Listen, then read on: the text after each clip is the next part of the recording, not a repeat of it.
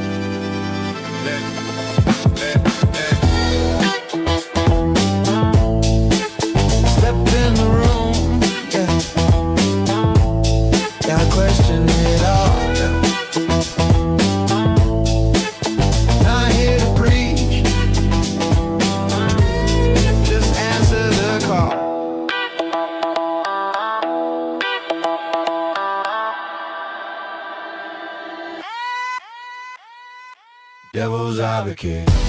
Hear the other side. Voices unheard, I won't let them hide. Brotherhood strong, yeah, we speak our truth. Real talk, only no filter, no proof. Average man with a weight on his chest. Say what we feel, put it all to the test. Work, pressure, silence we hold. Stories get buried, never get told. Talking it out, yeah, we open the door. Men go through things they can't ignore. Not just pain we feel, we rise. Sharpen the mind, cut through the lies. Devil's advocate. Yeah, the other side. Sisters and brothers all unified. Different views, but we keep it real. Say what we think, say what we feel. Yeah, the other side. Sisters and brothers all unified. Different views, but we keep it real. Say what we think, say what we feel.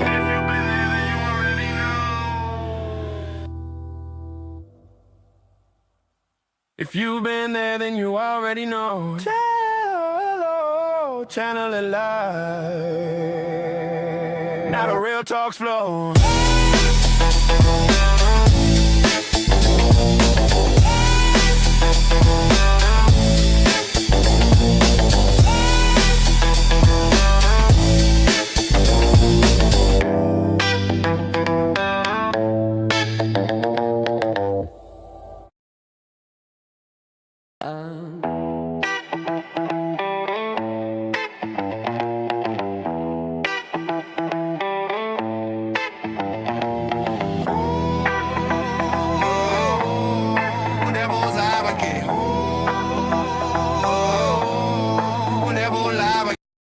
What is up? What is up? Guys, music by Evil Eddie. Check him out. Check him out. I love it. An amazing artist. Okay, we have a I will believe a continuation, right? I did it on Saturday. But it's a continuation kind of a pretty racially charged stream. We will have a pretty racially charged stream, so hopefully you are you won't get too triggered. Okay, it'll be pretty racially charged. Right? If you watched Saturday's stream, you would get the kind of the idea for today. I wanted to continue it, right? I wanted to talk a little bit more about it, so yeah.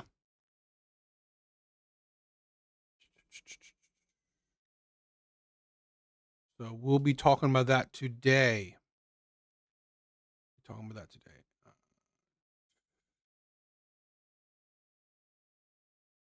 Yes. Again, what I did Saturday, I'm going to tell you that I personally believe that racism isn't the top 5 biggest problem right now, today, in modern day. Racism isn't even the top 5 biggest problem for the black community. It isn't even the top 5 biggest problem for any minority. Okay, racism isn't top 5 biggest problem for any minority. Now, even controversially, I don't even think it's top 10, right? I don't think racism is top 10 biggest problem for any minority, let alone black people. But we'll talk about that today. Hopefully, I kind of, prove my view Saturday, but there's some videos I wanted to talk about today, so it just add on to the stack onto the conversation. So let's get started. I have quite a few videos today, a long one after this one, so I don't know if I will get to my other ones, but we'll see. Because here's the thing where I don't usually. I mean, there was plenty of streams where plenty of videos I'm not distinctly talking about race, but I said this before. When you air your business online, you shouldn't cry about criticism. You shouldn't cry about critiques. You shouldn't cry about opinions. Now, I've said this: if I put myself online, I accept the trolls. I accept the haters, because if you see my my mobile live stream when I do like kind of debates or things right there, or like my mobile prompts, right? I get plenty of hate. I said this before. I had a TikTok channel taken down because of immense amount of hate. Because I did a video of saying that I personally believe that Asian people support Trump's mass deportation of illegal immigrants. Okay, I 100% support. And I believe many Asians support Donald Trump's mass deportations of illegal immigrants. And I got crazy amount of hate, right? I guess, from what side, saying that, they wish I was dead. A lot of wish I was dead. A lot saying that I will be next, but that's kind of a stupid question or stupid response. But a lot of hate. Okay. So I understand that you put yourself online, the trolls and haters will come at you, and I accept that. I'm fine with that. So this is something that, I get a lot of response, but why are you talking about, the black community? Well, don't share your shit online, right? Don't air your dirty laundry. That's the thing where it's the hypocrisy. Okay. Let alone that, right? Just that is hypocritical. You air your dirty laundry online, and then you're angry that people have opinions on it. Kind of like counterintuitive, right? How about don't share your shit, and no one will say shit about it? But hey, I mean, like the people who are in disagreement with me, honestly, don't have much of an IQ. Okay, because if you share your shit online, people are going to have opinions on it. So, we'll talk about that. But yes, let's get to this first video.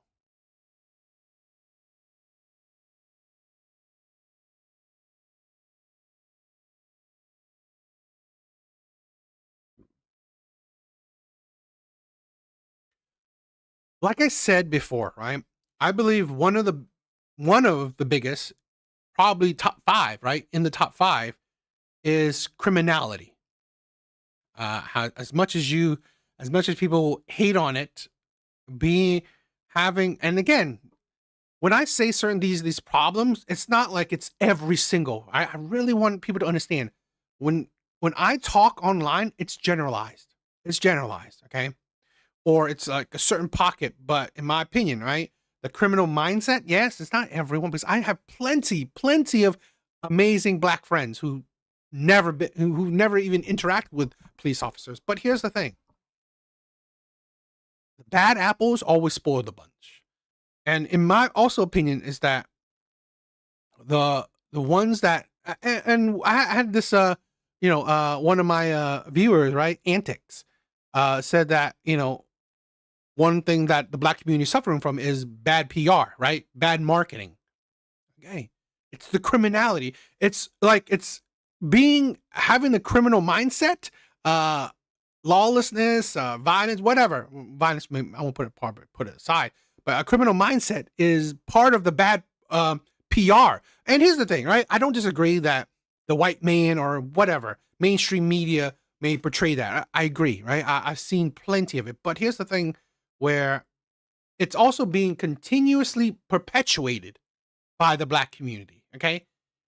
Because this is a thing where even if, because like, you got to think, of course there's Asian people, right? Asian people that commit crimes. Of course. Asian people are not like more, or, just, they don't have, of course they have the propensity to commit crimes, and they do. But why don't you see enough of it? Or why don't you see a lot of it? Because there's not that many. It's frowned upon. It's not taught, or it's not pushed, or there's no role model for being a criminal. But sadly, in the black community, there's a role model. Thugs, street dudes, right? There's a role model, right? The bad boys is very prominent in the black community. So, that's the thing. So you got to think that one thing is that, yes, mass media is against you, right? But yet when you add to it, when you help them to fight against you, pretty much your own worst enemy. Hayden Fontanet, Mr. Rojas, at the sentencing. Good morning. Are you Caden Yes. Fontanet? And this is 25 DCCR 1759. Mr. Fontanet was previously in court, entered a plea of guilty to the first-degree felony offense of aggravated robbery. It was an unagreed plea. I've received the pre-sentence report. Have you both had an opportunity to review that report? We have, Your Honor. The state has, Judge. Are there any additions or corrections to the report? Not from the defense, not from the state, Judge. And Mr. Coleman, you said you have a witness or some evidence? Actually, Judge, Mr. Rojas has graciously stipulated to the admission of the surveillance video from the convenience store in question. So Okay. I need to call my custodian record. With the court's permission, first of all, I'm offering states one. No, Judge. Make that states two, because this one was the plea admonishment Okay. documentation, please. I'm offering states two. No objection. States two is admitted. Permission to publish, Judge. Yes, sir. Judge, I think that's all I wish to publish unless the court wants to see the entirety of the video. But I think that's enough. Any other evidence or witnesses? So Judge, just brief argument if I may. Any other evidence or witnesses for Mr. Rojas? No, Your Honor, just like. Mr. Rojas, you may make argument first. Thank Go you, ahead. Judge. And obviously, after seeing that video, it makes what we're asking for harder to do. What we're here asking for this morning, Judge, is probation. Mr. Fontain's defense, he is a young offender. I know the court is tired of hearing the same story over and over, and young guys with guns in here. He's got a limited criminal history. I believe this is his first felony. He's never been on any kind of felony supervision or felony probation. Unfortunately, he's just fallen into the same situation that we see so many other youthful offenders fall into. He's got no direction in life. He's very little support at home. Here's the thing where once you pass, I don't know, your teens, how stupid are you? Right? Once you pass your teens, we should have a concrete concept of right and wrong. When I mean, like, hell, I think even before that, but I'm being gracious. I knew what I'm doing is wrong. If I'm stealing, if I'm doing something terrible, I know it's wrong. I know it's wrong. So to say that, he's a kid, he's like, he's doing it. Man was armed robbery. Now I'm just listening. We're probably going deeper. Armed robbery. Carrying a gun, right? Pointing at people. It's not a good thing, right? It's not a good thing. Robbing people, let alone, this is not stealing, right? This is not like, oh, you see a piece of candy or you see a bag of chips or, little petty, stupid children shit, right? A toy, and then you take it. It's not that. It's you're pointing a weapon at someone and taking it from someone. Okay? You're not taking it from big corporation. You're robbing someone. It's like, it's hard for me to sometimes be, in my personal opinion, the good thing I'm not a judge, right? Is to be leaning on people who honestly fringe idiocy, right? Fringe stupidity. Because maybe I'm giving these people more credit than they deserve. I would think you're not this stupid. I don't care what age you are. I would hope that you're not this stupid. It's just ridiculous. Sees no way out of the situation that he's in, so he goes and decides to rob a store and get some money. Did the wrong thing. And if his story in the PSI is to be believable for what I believe is the right reason, he's trying to help his mom out at home, he's trying to pay some bills, keep the lights on. Why not get a job? Why not get seriously? I don't know. Work at Starbucks. I think they're paying pretty well. It's like no, you don't have to, right? You don't have to, okay, be a criminal to pay some bills. Because if you did, everyone would be a criminal. And again, not everyone is a CEO. So you're all like millions of average people would just be criminals because you got to be a criminal to pay some bills. You don't. And this is probably indicative, right? We'll see. I mean, I'm assuming, but probably a single mother household. The single mother, which is another problem in the Black community, shouldn't have had a child if she couldn't support her family. If she couldn't support her family. Now she has a son fringing. I gotta help pay some bills. I gotta help pay some bills. That's why I gotta be a criminal. It's the cycle. It's no racism in it, right? I'm going to show you the things I'm talking about are bigger problems than racism, right? Much bigger problems in the Black community than racism. Oh, why is this Asian man talking about it? Because you know what? My FYP on my FYP. I am prefacing my beliefs on my FYP. I don't see anyone talking about it, or I don't see many people talking about it. What I do see is constant talk about racism. That's what I do see. Constant talk about racism. Yet, I don't see the same people who constantly talk about racism talk about shit like this. Baby mama culture. Criminality. Right? The violence. Lack of picking good fathers. Lack of raising good sons. Creating the next generation of single mothers. Certainly, there are better ways to go about doing that. And I hope that the time in jail has taught Mr. Fontenot that.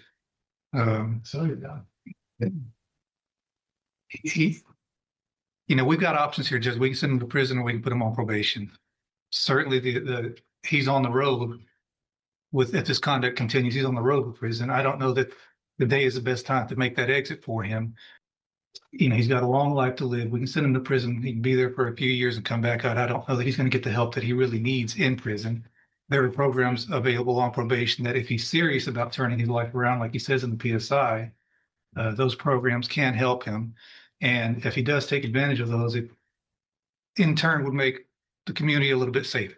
Because there'd be one less guy running around with a gun when he does get out of prison, if that were the road that you chose to take. Plan on living at home with his mom. I think he has some younger siblings there. To his benefit.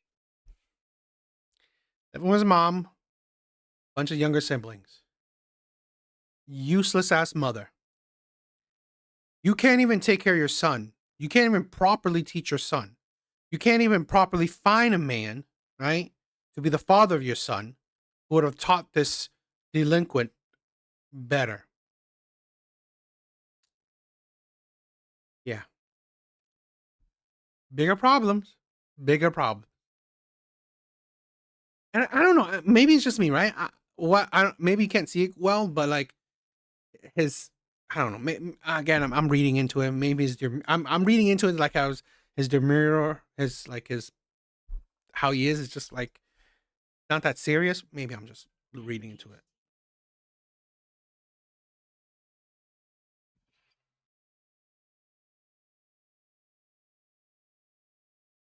Before he was even arrested, he started a GED. I think on the night that this happened, he had just finished a GED class and made a dumb decision to go hang out with these guys that he should not have been hanging out with, and did this robbery. And that's the thing. It's not like he's going to stop being friends with these other delinquents. He is going to continue the cycle. Again, Judge, you've got two options. You can send him to prison or you can try to get him some help on probation. And hopefully he will take advantage of that. And certainly if he doesn't, we're going to know pretty quick. And you'll have another chance to send him to prison probably for a longer time. All right, thank you. What is the status of the other two? Are there co-defendants? Have they been charged? They have been charged, Judge, and I have both of their cases, Judge. And they have not been sentenced yet or No, anything Judge. like that? No, Okay. Judge. All right, go ahead, Mr. Coleman. Yeah, I'll be brief. Whether it's the Pine Club Apartments or Rogers Park or a Speedy Mart, you've seen this, and we've seen this in this community all too often. I'm preaching to the choir, Judge. Prayer vigils and advisory committees, all that stuff's fine, but you, Judge, are where the rubber meets the road. You are that person that can protect the community from somebody like this defendant. You are that person that can either let him walk out of this courtroom on probation with a piece of paper with conditions and promises that he won't resort to this kind of violence that you saw on that video, or you can ensure that the community is safe by putting him behind steel bars, concrete wall, and razor wire fence. I'm just asking, I'm not in the habit of begging, but on behalf of this community, I'm begging that you sentence this defendant to prison. The message that needs to be sent to this defendant and his circle of friends and anybody who would want to be like this defendant is that if you pick up a gun with the intent to commit violence, you're gonna pick up a 15, 20, 25-year prison sentence, Judge. And I'm just asking that you do this on behalf of people who live at the Pine Club Apartments, who just want to live in peace, people who want to go. This is the thing where it's not like these stupid kids don't understand. I mean, it's like I can't. I mean, it's like you gotta think that these people are absolutely stone dead stupid, or they're just faking it. Because how could you think that? I mean, rob someone at gunpoint, and not get punished for it? Okay, it's the ego. It's the it's the no care. You don't care. You don't care what happens to you. So, I mean, like, I forgot what is this guy? Maybe I think was 17. Yeah, 25 years. 25 years max. He'll be 42. Like 27. Yeah, he'd be 42. I mean, it's a lot. He pretty much like almost almost half of his life already. But it's like these types of people. I don't know, right? I don't know the statistics. I don't know the studies on it, but do I believe that a lot of these people who have a criminal history get better? I don't know, because I've been hearing a lot of stories of so many repeat offenders doing a heinous crime. Like I just recently heard the story of a man who had like multiple felonies, and then he killed a woman. Right? Why was he out? Why was he let go so many times? Right? Why was the judge being lenient on him so many times, and then he made such a heinous act that you can't go back from? So I don't know. Take a walk at Rogers Park and not be robbed, and somebody. Pirates, what is up? What is up? Hey, my brother, how you doing tonight? I'm good. I'm good. I hope you're doing well. Just chilling, just watching some videos on live stream. Right? I'm just chilling, talking, having an opinion. Right? So nothing special. How you doing? I hope you're doing well. It wants to stop at a Speedy Mart convenience store and pick up some snacks without becoming a victim of a robbery. That's all I have, Judge. Thank you, Mr. Coleman. So, Mr. Fontenette, there was a time some years ago that there really wasn't even a question. State's attorneys were recommending youthful offenders, probation. Let's give everybody an opportunity. And things have just changed in such an incredibly dangerous way with young people doing what I just saw you do on that screen.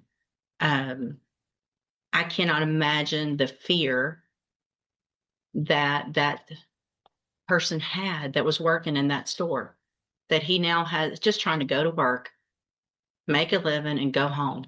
And he has 3 people come in and not just grab a little quick something and run out, but terrorize him for quite some time, pulling him around, yanking him around, putting guns in his face, all three of you. I also, in addition to the PSI, get jail incident reports. And you apparently like to fight and jump people, which is what's been happening in the jail. So it makes it very difficult for me to go, oh, this is somebody that's going to get out and behave, who can follow the rules, because you can't even follow the rules in jail. And the pre-sentence report shows that you're a high risk level, which tells me that after they've looked at everything, that you don't have, unfortunately, a good likelihood of being successful if I were to put you on probation. And Mr. Coleman's right. We're tired of it. And there's got to be something done. So in cause number 25, DCCR 1759, I'm going to find that you entered your plea of guilty freely and voluntarily. I'm going to find sufficient evidence to find you guilty. And at this time, I'm going to find you guilty of aggravated robbery. I'm going to sentence you to a term of 25 years in the institutional division. What am I watching? I'm watching this court case. This young man, like 17, getting sentenced because he was for armed robbery. I'm gonna be watching some of the other stuff too. Antics, what is up, my brother? What is up? Speak of the devil, and he shall appear. Keisha raises the pookies. Yes, I agree. I agree.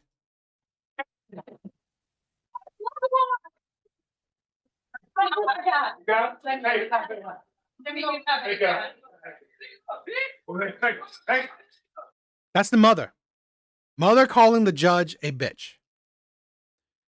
The mother who raised this criminal, right? The Keisha, in a sense, that raised this criminal has the audacity to call someone else, right, a B. No accountability. Your son is a criminal. Your son is a dangerous criminal. Okay? Sounds like lucky he didn't kill someone. But how his path is going, he's close to it. And you have the audacity to, upward. No wonder your son turned out the way he is. Go. Come on, Mom. Here.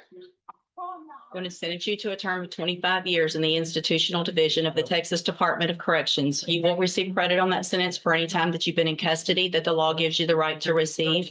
I'm handing you the trial court certification. This was not an agreement. You have some rights to appeal. I have also handed you a written admonishment regarding your ineligibility to possess a firearm or ammunition. Because of the judgment entered against you, you're ineligible under Texas law to possess a firearm or ammunition. Possession of a firearm or ammunition could lead to charges against you. You can talk to Mr. Rojas about any questions you have about that. I am making an affirmative finding of a deadly weapon. If the mother actually cared about her son, she should have put him in programs or whatever, so he wouldn't been led down this road. If she actually cared. Mr. Fontenette, I understand that this is harsh, and I know you believe this is harsh, but I think this is necessary. I hope that you go and you make things right. You can get out of prison. You're still going to be young, and you can make your life better. Well, I mean, if he served his full sentence, he'd be in his 40s. I mean, he's not old, but he ain't young, right? Particularly, you lost the years that you needed to establish a good life. But here's the thing. You wasted it anyway, right? 17, like, I don't know, you're 17. You wasted at least, I don't know, a couple years, right? A couple years already doing stupid shit. So you wasted it already. So I doubt this type of man, this type of boy would actually be productive anyway, even if you let him out. So, I don't know. I can understand reform is a good thing, but I don't know if we're. I would love it, right? Yeah, 25 years that ain't a little bit, right? That's not a little bit. I, I've said this before. I mean, I guess I've never said it, but I want to say this where I wish that we do have something to reform people, right? A proven method, right? A consistent, proven method to actually reform people. I really wish. I'm not here like, oh, I wish these people would all be in jail and stay there. No, I don't, right? For crimes like thievery and shit like this, that's not murder, right? That's not murder. That's not absolutely heinous and violent. Or this is kind of violent, but I do wish. Plus, like he's 17, right? It's young. I do wish that we do have a proven way to actually reform these people. But here's my thing. I think, personal opinion, what would have reformed these people would be a good father. Sadly, at 17, this man is this I guess boy ain't gonna listen to no man. So he's too far from actually obeying a father figure. Okay, so it's I don't know. It's getting out of their environment is key, right? I definitely agree, right? I definitely agree. Um, the mother, if she actually cared, right? If the mother actually cared, would have taken the children out of this environment, or if she actually cared, would have a good father figure support, that would actually be more beneficial. So yeah, uh, I feel bad for him, right? I definitely do. That man had that man probably has a pookie father, 100%, 100%. A pookie father, a neglect father, another street thug, another street, street as a father, right? And it's sad, right? Like I said, I would love it if we had a proven method to actually rehabilitate people. But sadly, we don't. That's not the reality. At least not in America. I don't know. I don't know what's going on in other countries, but in America, we don't. Okay. I I don't know. I mean, I do wonder how other countries do it. Right now, I could fringe guesses where their punishments are harsher. Right. It's like I heard. I don't know. It's like I've heard like actual death for I don't know some like for certain crimes, actual death for certain crimes or whippings and caning shit like that. So I don't know. I mean, shit, dude. I'm 19 right now, and I don't listen to my parents like ever. I really don't get along with them, especially my mom after the divorce. But I don't think I'm doomed. No, no. I think here's the thing where you know uh that's understandable, right? I mean, at your teens, you're very rebellious. I can understand that. Yes, I mean like, but um, to not getting along with your parents is one thing, but being delusional about life is another thing, right? If you don't get along with your parents, okay, but if you don't understand right from wrong, you don't have moralities, you don't have a good head on your shoulders. Yeah, I mean, it's not a good thing, right? So I definitely I definitely hope people are more intelligent, right? Be sure or be around the right kind of crowds. Don't be friends with people like because again, I guarantee you, a boy like this, it's because of his friends, right? I mean, definitely because of who he is and his environment, shit, but definitely also because of his friends. Kids like this, they are worse when they're with friends because they will all try to be similar to each other or one up each other or whatever. So yeah, I mean, I don't think that's a good thing. So,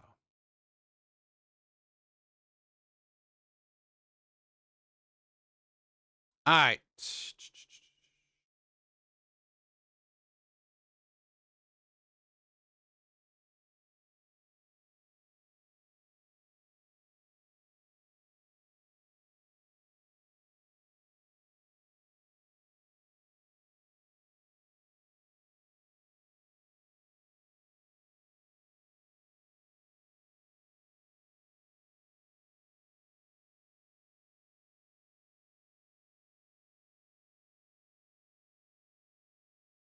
All right. I wanted to check this one out, right?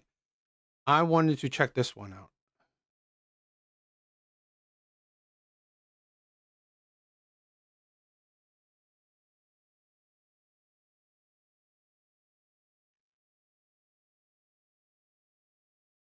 There's actually a good Kendrick Lamar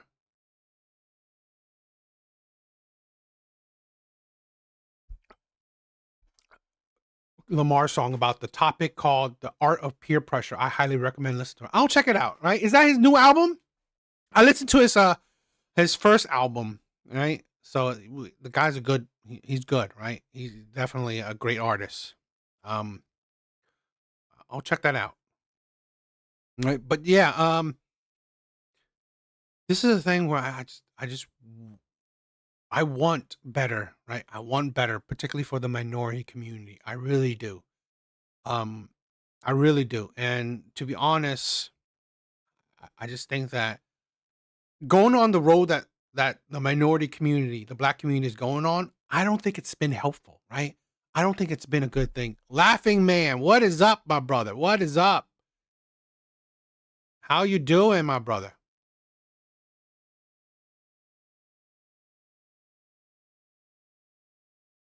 How you doing? Hope everyone's doing well. I hope everyone is doing well. All right, let's get to it. Let's get to it.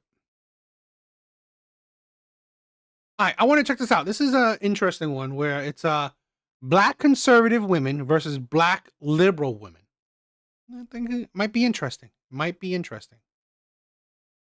Black people as a community need to walk away from the Democratic Party. I agree. I agree. Black people as a community need to walk away from the Democratic Party. Black people as a community need to not be tied to any one party. I believe, here's my opinion. This is why I don't even believe that people should stick to the Republican Party, right? I believe that I don't believe nobody should stick to one party. Okay? Be with a party that will care for you, that will cater to you, that will focus on you, that will do things for your best interests. They have to gear their policies towards you, right? They need to gear their policies towards you. This is the problem that the black community is not understanding. Okay, the Democratic Party don't care. They don't do nothing for you, or they're not desiring your vote because they know they already got it, right? They know they already have your vote. So the Democratic Party may say, "Oh, racist things, this, white supremacy, that, all that shit." That's good enough. That's good enough. You will vote Democrat. That's it. They don't need to cater policies towards you. They don't need to create laws for you. They don't need to do anything that's actually beneficial for you. They don't need to create grants particularly for you, right? They don't need to. They don't need to focus on bettering your community. They don't need to focus on problems that's actually going to be beneficial to you because they know they got you in their pocket. They know that you will vote Democrat no matter what. And the black community has proven it for decades. They have voted Democrat. Yet, what has changed for the black community? What has really changed for the black community? You know? Lizzie, what is up? What is up? You focus on racism to keep black people controlled. Yes. I focus on racism because it's my greatest strength. We are not the same. Dizzy, you are crazy. You are a natural born troll. I love it. I love you. I like Tom McDonald said that they only promise us free doom. That's interesting.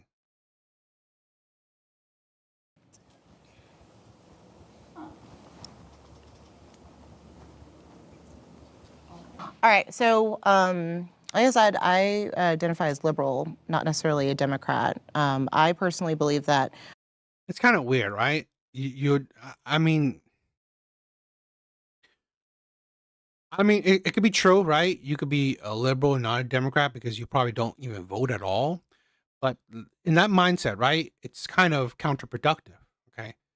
what changes are you actually making, right? If you don't even participate in, the voting process. Now, if you let me say this, in me particularly, I don't care about the changes, right? I'm not fighting for changes. I'm not demanding changes. So in my mind, if I don't vote, I don't care, right? Because Republican Party, Democratic Party, I don't think that their policies or their laws or their I don't know, propaganda is going to really help or really affect my life like that. Okay.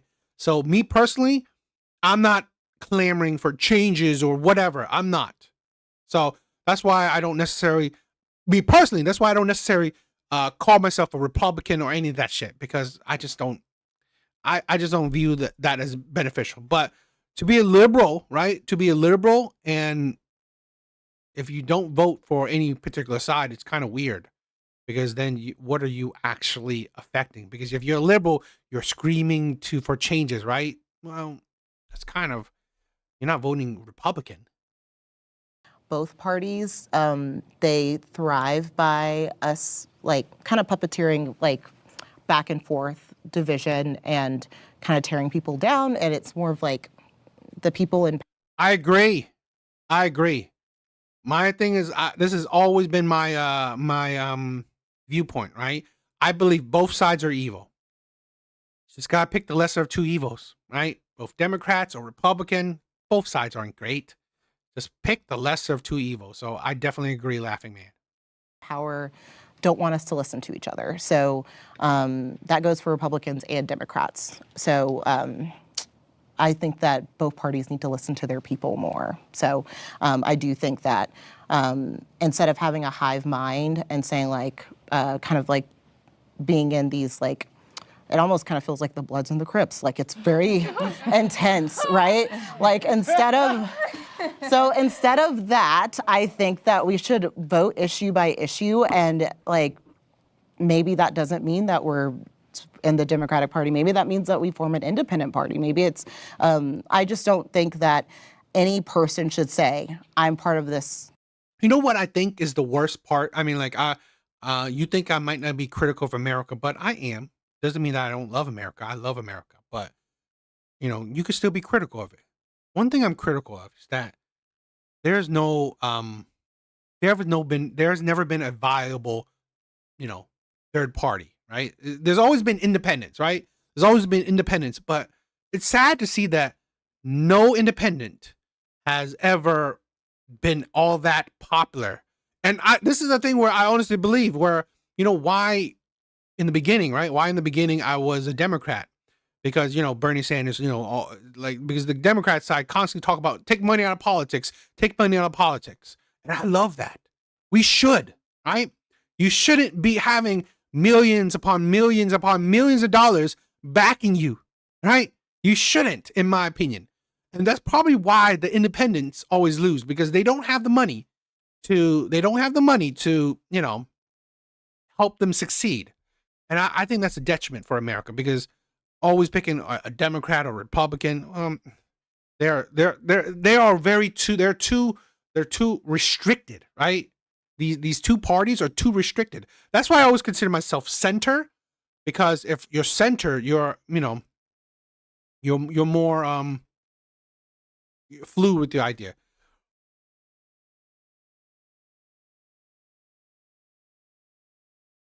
Who's Ross?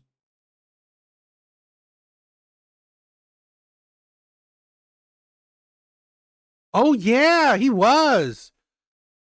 He was pretty popular. I mean, I remember him.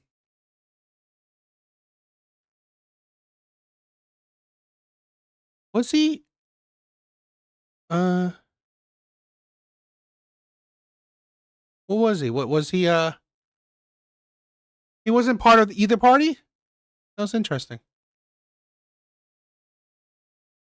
Oh, his party is the Reform Party of the United States of America. That's interesting. Oh yeah, okay. Ain't that interesting? I forgot about him. Yeah, I did remember. I remember him campaigning. but we don't have enough of that, right? We don't have enough independents trying to raise up. I definitely remember him. This gang or this gang or this club or this club. Like, I think we should use our critical thinking skills to choose which party or to. Oh, Antic, I agree. I would definitely agree that you are quite learned. I personally, I believe my chat is amazingly intelligent. That's why I love you guys challenging me on my views, right? I love it when you guys challenge me on my views, because question me, challenge me, because I think having opinions is great to be challenged. You know, so yeah. Vote on which candidate is going to best advocate for our people. I mean, I just think it like fundamentally destroys the concept of politics if any political party is entitled to a group of people's votes. The point is that the candidates have to earn what it is that our vote from us, and I don't think that anyone, any political party should expect any group of people to always vote for them. And I mean, if we look, Black people still have a lot of issues in this country, and we've been voting Democrat faithfully. So I don't really see, you know, like what's the point of that party loyalty. But I also just think that there's an issue with the two-party system altogether, and everyone would benefit from not having so much. That's correct. That's awesome. You wanted to be a history teacher. That's really cool. That is really cool. Party loyalty, and us fundamentally not having a two-party. To be honest, I wanted to be a teacher until I learned one, that's the pay sucks, and the bureaucracy. Right? When I learned about the bureaucracy of, you know, of being a teacher and stuff like that, I was like, no, I'm good. Party system anymore across the board. I think for me, the reason I would love to see the Black community remove itself from the Democrat Party is because I personally, I really think that the Democrat Party intentionally harms the Black community. I really feel like a lot of the policies that they've put in play have down the line been a negative overall for the Black community than a positive. And I actually do think that if you look at Black history, we align more with conservative values overall. The Black church especially aligns with conservative values. So I do think, I hear what you're saying, that, you know, we shouldn't be loyal to any party, but I think if most Black people were to look at each party ideologically, they would skew more conservative. But you're talking about the Black church, which is not Black people. No. So I'm talking about the Black community, and I'm just specifying that the Black church is part of a more conservative group within the Black community, but I do think that Black people in general have more conservative values. But it goes back to that point of we're fundamentally, once again, getting rid of the point of politics. Let me say this, right? I think the Black people in general used to. I think Black people in general used to have more conservative views. I think they don't anymore. Sadly, after Jim Crow, they stopped, right? Sadly, when the Black community became more matriarchal, they stopped, right? Sadly, when baby mama culture, yes, but the Black church is liberal. Exactly. Okay. It's not the Black church. She's probably talking about, you know, yeah, before 1950 Black church. Yeah. But no, not today. It's skewed liberal. It's skewed for women. It's skewed towards women. So again, the problem is the matriarchalness of the Black community. Women are leading the Black community to ruins. So yes, if you want to look at the past, yes, the Black community was a lot more conservative. They were, I think they were just as conservative as white people. The problem is they diverted, right? They diverted, you know, single mother households, you know, women leadership, women in control, women raising the next generation. Yeah. Pastors gearing towards that kind of community, right? Pastors you gotta think, right? These are pastors now having to gear towards a community that's predominantly women, right? Women are leading these families because fathers are out of the household, right? There's no father there. So these women with children are going to the churches. What do you think pastors are going to say? Men is the head of the household. Really? What man? They don't have a man there, right? What are you guys you say oh, conservative values, tradition, provider, be it, submissive and shit like that. No, they're not going to scream that shit. It's not a part of the Black community anymore. Which is no one should be entitled. So even if you're thinking that Black people generally align more with conservatives, that's still saying that conservatives then, it should just that the loyalty to one party should shift to conservatives, which I don't think there should be an entitlement at all. And I think we need to remember why so many people, I'm from Birmingham, Alabama. And so the reason why my family never votes Republican is they remember why the map flipped, right? The map flipped because they didn't want, they're like, oh my gosh, they're gonna give rights to Black people.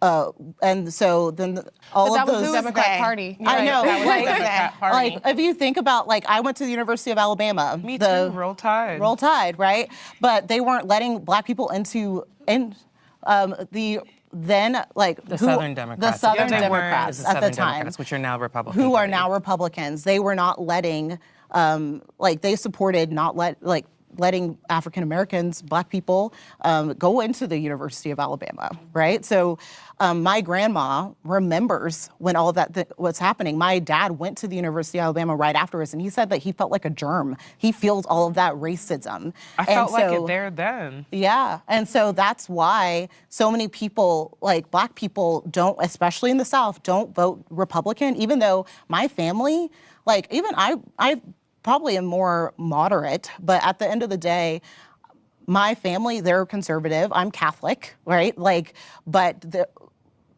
focusing on the social justice issue, like that's the reason why when I hold my nose and I vote for like the party that I vote for, because at the end of the day, when I look at the policies and I think of like who's taking care of people, who's taking care of like queer people, Black people, like the poor, like really mostly the poor, like especially as a Christian. But not to cut you off, sorry, but that's a problem for me because Black and poor is not synonymous. I'm not right? saying that. Black and I'm queer saying is not that I synonymous. said the people who need help, right? And I'm not saying, I'm saying personally the reason why I vote Democrat is because I focus on the teachings of Jesus, and I was raised by a What I don't know. Maybe I will admit stupidity on this, right?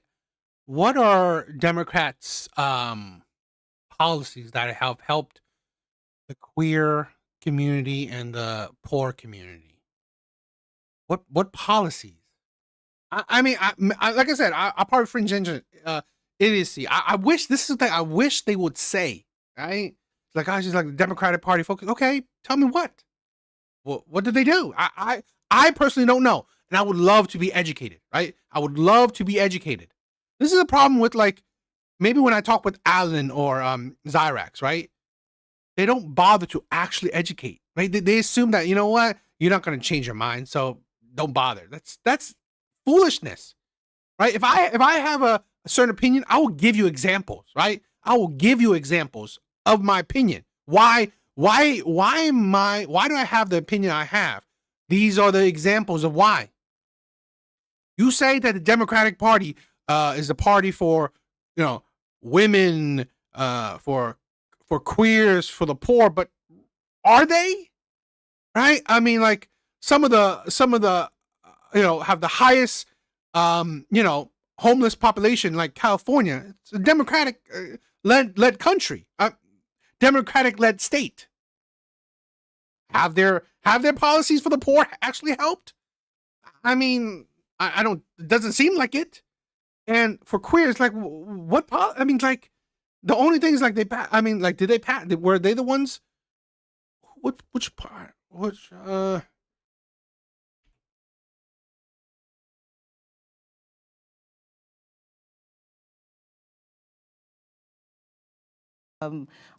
my mother who has been Catholic her whole life and my grandmother who's been Catholic their whole life. And the reason why we're Catholic is because nuns from the North came to the South and made a mission school because they weren't educating Black children, right? They made a hospital. Like my mom would have been born who knows where, but it was for like by the goodness of God, because of the passionate of the Catholic faith that there was a hospital for them to go to. And all of that wouldn't be possible if, or kind of going back, the reason why our family, like there's a lot of racial trauma that is associated with the Republican Party because the Southern Democrats that are now all Republicans like they saw them can we switch. put a pin in that? I first of all, I want to say I agree with a lot of what you guys are saying. Nobody owns our vote.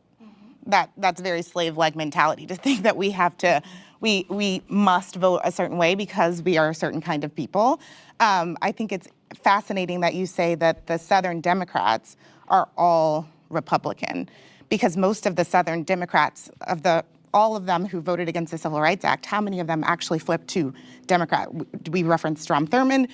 We can go back to history, but talking Joe Biden. I mean, there's a good amount of them that right, switched. but like over time, not many of them died Democrats, right? So Just look at the map, you know. Can I also ask specifically just a question for you as a Catholic girl to Catholic? I think we're the only Catholics here. What for you, what has the Democrat Party, especially now today, where they stand with abortion for any reason through all 9 months, abortion on demand for any reason, and the Democrat Party is just notorious for giving Black people false promises. Well, if you vote for us, we're gonna give you this, and we're not seeing it. I think that the Black community we're not only divided between colors, like people that are different colors of us, but we're also divided between each other, right? I, as a Black conservative, somebody who puts themselves out there online, I receive way more racism from fellow Black women and men than I do from white people. And it's always, oh, well, it's the white people who are messing everything up for us. They're the ones that are the racists. But as soon as I come along and I'm just a little bit different than I guess your average Black woman, because they put us in a box, like we all don't like that. We all agree that that's not okay. They see me and they're like, well, she's Uncle Tom and she doesn't belong in our group, and you know, we don't. Coon. Yeah, exactly. And so with that, what has the Democrat Party today truly done for you? I'm curious. Yeah. Well, I mean, I don't want to step on the question, but I would ask the same question of the Republican Party. Yeah. Like to me, in this climate now, they push the strength of family. This is a thing where they push the strength of family. They they desire you to get off of financial aid, or they get you from desiring to suckle the teat of the government. They push you for stop, wanting to be financially dependent on the government. They want less government control, right? Less taxes. I mean, yeah, it helps the rich. Okay, great, but it will help you not being taxed. Not being this is a thing where, to be honest, like, it's a lot of the values as well. You know, pick yourself up the bootstraps. You know, be better. Focus on being better. Now that we're a full year in, I don't understand how you can stand behind that man under any circumstances. I think it's important that we don't focus on one person, and I think so don't focus on the president. No, of the United States of America. That's not what we're talking about the party as a whole right now. If you are Black and queer, you're also part of the Black community. And if you're mistreating someone in the queer community that is also Black, then they have to, like, the Democratic Party takes more care of queer people than the Republican Party. But for Black people, what has the Democrat Party done? They gave us our first people? Black president. Correct. Mixed president. No, What do you mean mixed? So she's not Black? I'm just.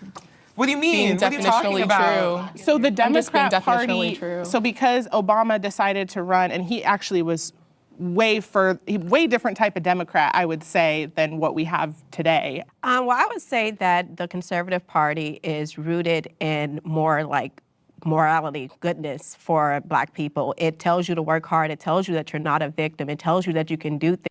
That, right?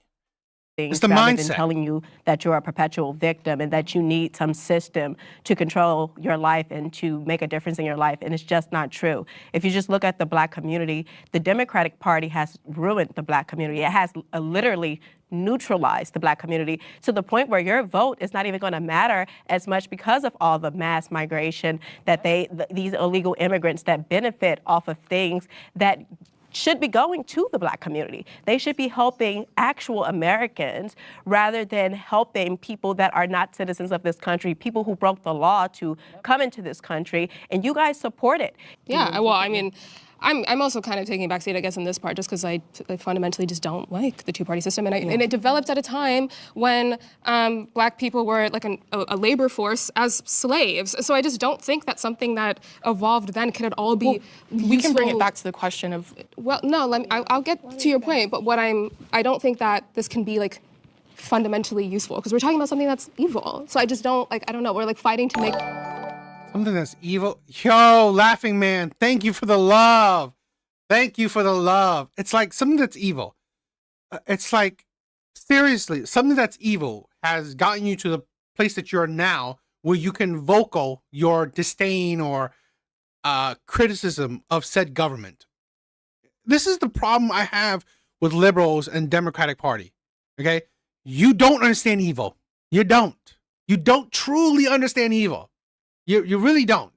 I'm pretty sure that people who suffered under, the mustache man, right? The painter, would understand evil more, right? I'm pretty sure people who, I don't know, suffered under, like, currently in Cuba would disagree with you. People who have suffered in Venezuela would definitely disagree with you, right? I think they would definitely disagree with you on what's actually evil. A broken system work for us. And Which is a fair point. But this is But where you we're go, at. go, So go. we kind of have to work with what we we do have to work right with now. what we have. Intention and results both need to be taken into consideration. And I think that one thing I felt from the other side is that there is a bit of not wanting to think about intention as much.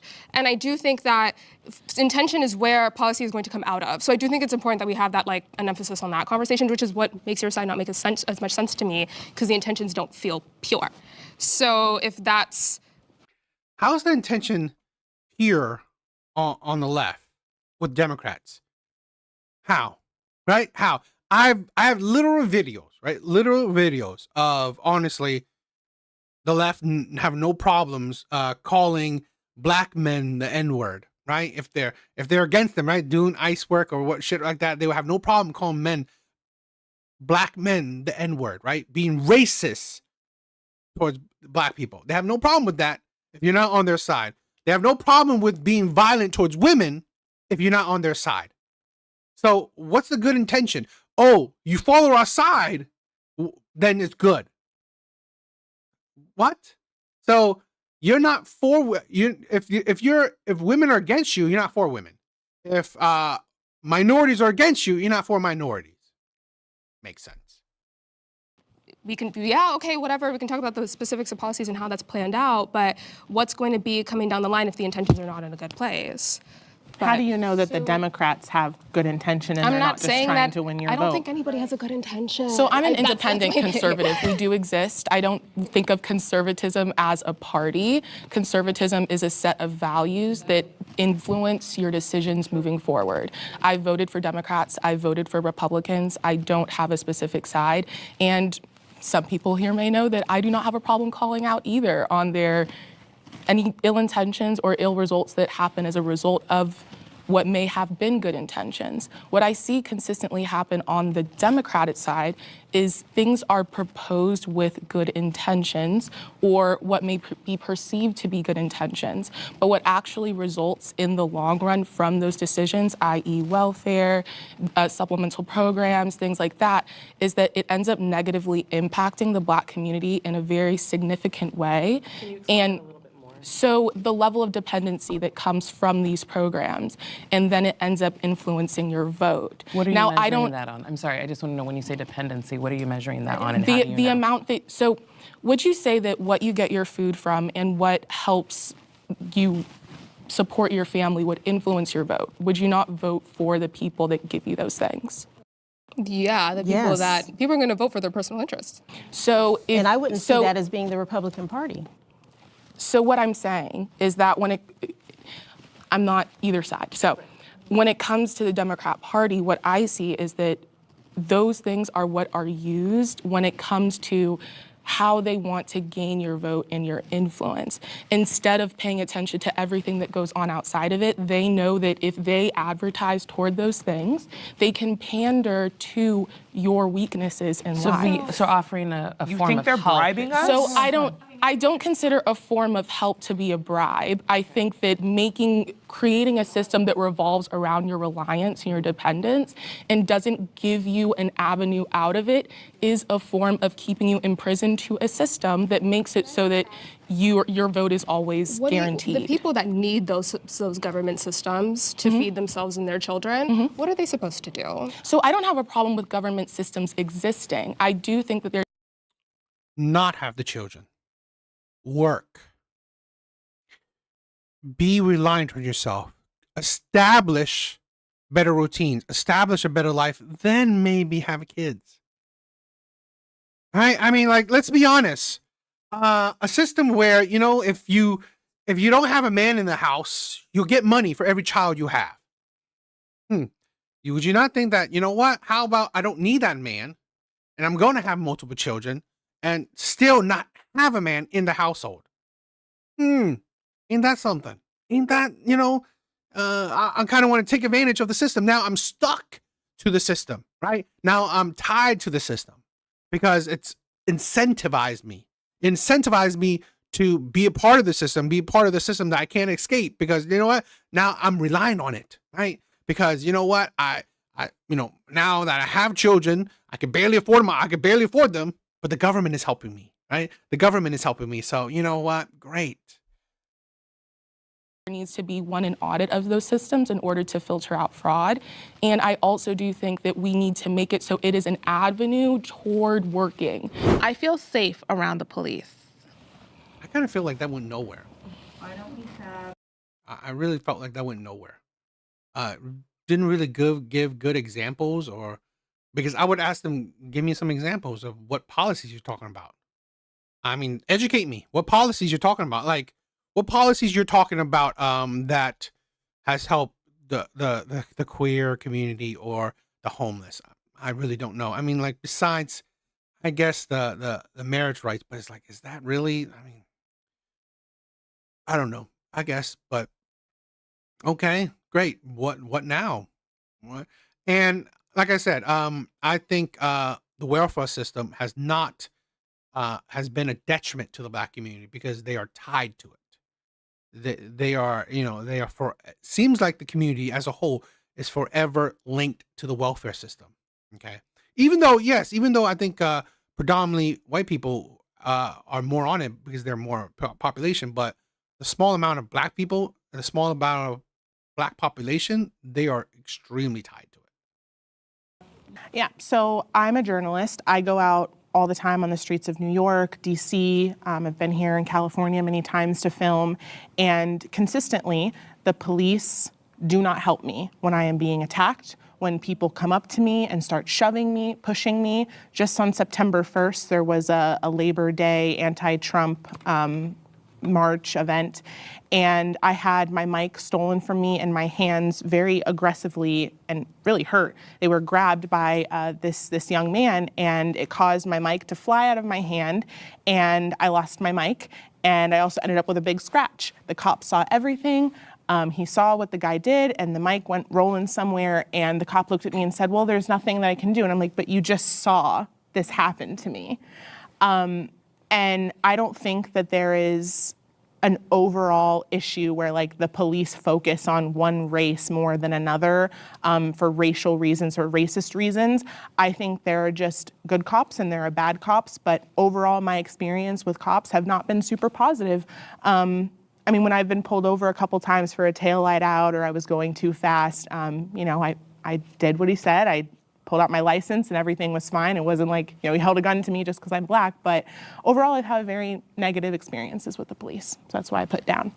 Interestingly, in regards to your specific experiences, what I think is happening is that the police have been so vilified by the left, telling people that the police are violent, are aggressive, that they now don't even feel comfortable interjecting in many things. Like, it's actually safer for them to keep a distance than do their job. Because if they come in and they get involved in what's going on, and now you've got 8 million people with cameras saying, they clip that one 10-second clip where the police shoved someone off of you and threw them to the ground. Now the police are brutal. Now we've got, George Floyd type protests happening. And I feel like what's happening to you or what happened to you in those instances, it's like it is an actual result of us screaming for 3 years, defund the police, we hate the police are horrible. Even back, with like, F the police. Like, we've been anti-police for so long in this country. Yeah, like, we've now made them the enemy and they don't feel as, comfortable So doing their job. can I ask, where do you feel, where does that fundamentally come from? Yeah. The F the police comes from what experience? So I think one common misconception amongst people that look at the conservatives is they think that we just think racism doesn't exist and it doesn't happen. That's not true. Of course, terrible things have happened and we've needed to respond appropriately to those things. And there is a rational fear that there's generational trauma that exists. I'm not discounting that. But I do think that there is as we go on with the police, I think what we've done as a collective is make it so we think all police are one way. When we look at things statistically, Black people are not getting gunned down by the police on every corner. That's just not what's really happening. And when so much of our focus is on the amount of white cops that are killing Black people, and it's not focused on the amount of Black people that are killing Black people, that's an issue to me. So what do y'all think of police gangs? Police gangs? Yeah, like there's gangs within the police. What do you think of those? Can you elaborate on that a little bit? Like inside the police, they have their own gangs where they do things that are outside of the law. Right. We totally condemn There's that. good and bad in everything. Yeah, And I'm also- more so curious about the over-police. Do you have an example of that? I'm not saying that that's right or wrong or, true or false, but do you have an example of it? It's like sometimes people just say like, okay, what do you think of this? Okay, that sounds bad. Is there an example? It's like if you heard it, right? If you've heard it, there's got to be an example, right? There's got to be. It's like, so if there's an example and no one legally condemns it, that's a problem. But what is the example? In Black neighborhoods, like how do you conceptualize that? Well, when Why there's are they over-police? Why? So Because I honestly, they when we commit look at most the of the numbers and the crimes. amount of crime that does Who happen is in they? Black Who is they? People in the Black people communities. commit most of the crimes you're talking about nationally? Yes, absolutely. Or On a they per- just get on a per- framed for them. on a Very per- a chicken or the egg type of thing. All right, so yeah. So can you repeat your question? I got lost in it. I apologize. Yeah, just what I'm wondering is you're saying like, okay, you made your point. How do you understand then over-policing in Black neighborhoods? Because So Black how do you people define over-policing? having a large police presence. Well, I didn't really have an answer because I've spent no time with the police. I've never really had an interaction with them because of the fact that I grew up in places where the police were not. So what makes you think that there's over-policing? Because of what I've learned. So I've worked at the university. Guess what you learn? Social media, right? I'm not saying that, most people don't, but it's like you learn it from your media. This is a thing where you would think, I'm not saying that, there's not bad cops and good cops. Of course there is. But you would think that if there's over policing, there's a huge amount of crime. It doesn't make sense that in a city where there's zero crime, there's 100 cops. Right? It doesn't really make sense. You're just paying people to stand around. But it does make sense where there's a crime rate of, 100 crimes and there's 100 police. That makes sense. University of Alabama as a community director working with the police, and that's why I said green, because I've worked very closely with them. The systems in place where like the white spaces are taught or teach students, like the white students, how to not get caught doing bad things. So the things that are happening in Black communities in those neighborhoods are happening in upper echelons too. They're just not getting caught because they're not. The police being are not there. That's why I over-policed. brought up my experience was like the police. There is a large. What? What are you talking about? So you're telling people, you're saying that you work with cops that are telling white people how to not get caught? What the hell are you talking about? Police presence in predominantly Black areas. So are the So how do police- you understand? Why are they there? I would say that If you look at the amount of crime that Black people are Why didn't they question that? This is stupid as shit. Why do you not question? Are you saying that what police officers or your I don't know, your work is telling white people how to commit crime and get away with it?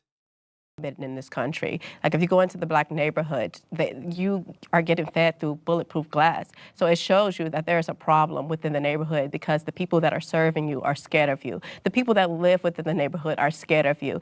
And to deny that is actually happening and that would require more of a police presence is just a disservice to the Black community. Now, I do think that there are good cops and there are bad cops. I'm not here to say like all cops are bad, all cops are good and everything is perfect, but I do think that like specifically Black men, they don't have conflict resolution skills. They don't know how to deal with conflict when it comes to the police. A lot of the things you see online is like you could have just complied and you would have never went to jail. None of this would have happened. Can I offer just a different perspective? Because let's entertain that maybe, yes, I'm just entertaining that there's more crime that happens in Black communities. Instead of over-policing, do you not think that there would be more of a benefit to offer programs for rehabilitation and offer growth for those communities? But why should police offer that? Please, let me finish my sentence. Instead of just over-policing, which is going to create more fear and more of the narrative that you all are talking about, which how the police are viewed. And that's what defund the police is actually about. It's about taking money away from over-policing and being able to offer programs for the community to grow in a positive way. All right, so the comply argument. I have a major problem with that argument. Because I would love for you to ask Tamir Rice's mother if he had complied, if he would be alive. The 12-year-old that was gunned down after playing on a playground for 2 seconds. So there are far too many. I mean, I think that we. That's the thing where, okay, great. Okay, let's. They said that there's bad cops and good cops. Okay.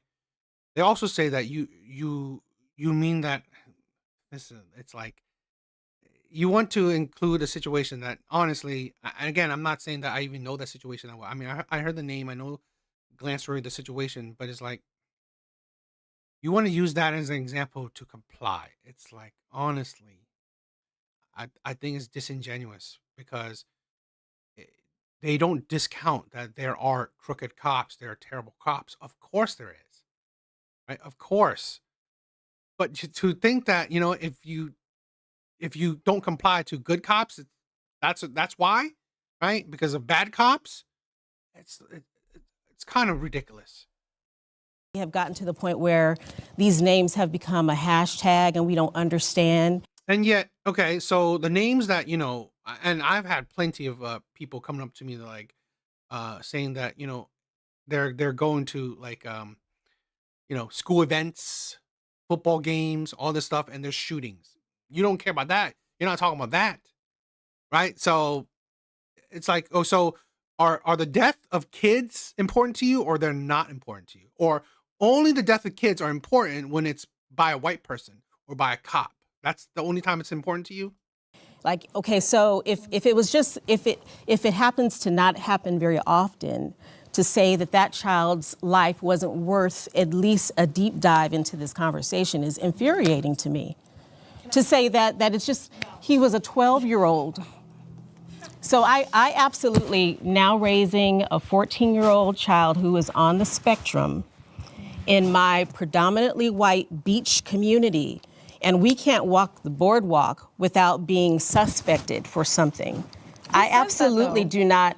This is my experience. Why is because we're dipped in chocolate. To go back to the original prompt of do we feel safe around the police, I feel 100% fine around the police because I don't commit crimes, right? And that's just, the reality is I am not going to lump myself in with a community that feels that they need to fear the police. I actually know many police officers. I've dated police officers. There are police officers in my church. Their children are friends with my child.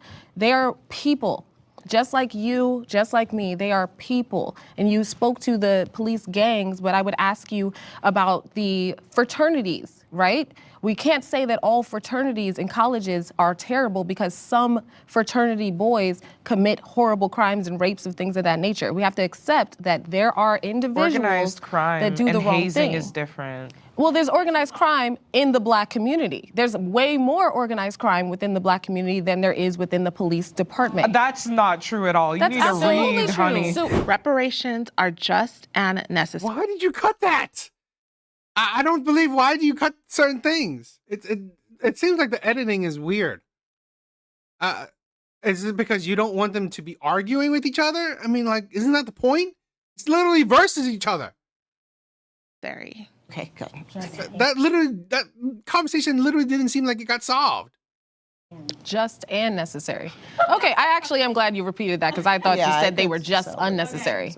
Yeah, so I'm going to say, like I said, that I believe that people who weren't slaves shouldn't get reparations from people who were never slave owners.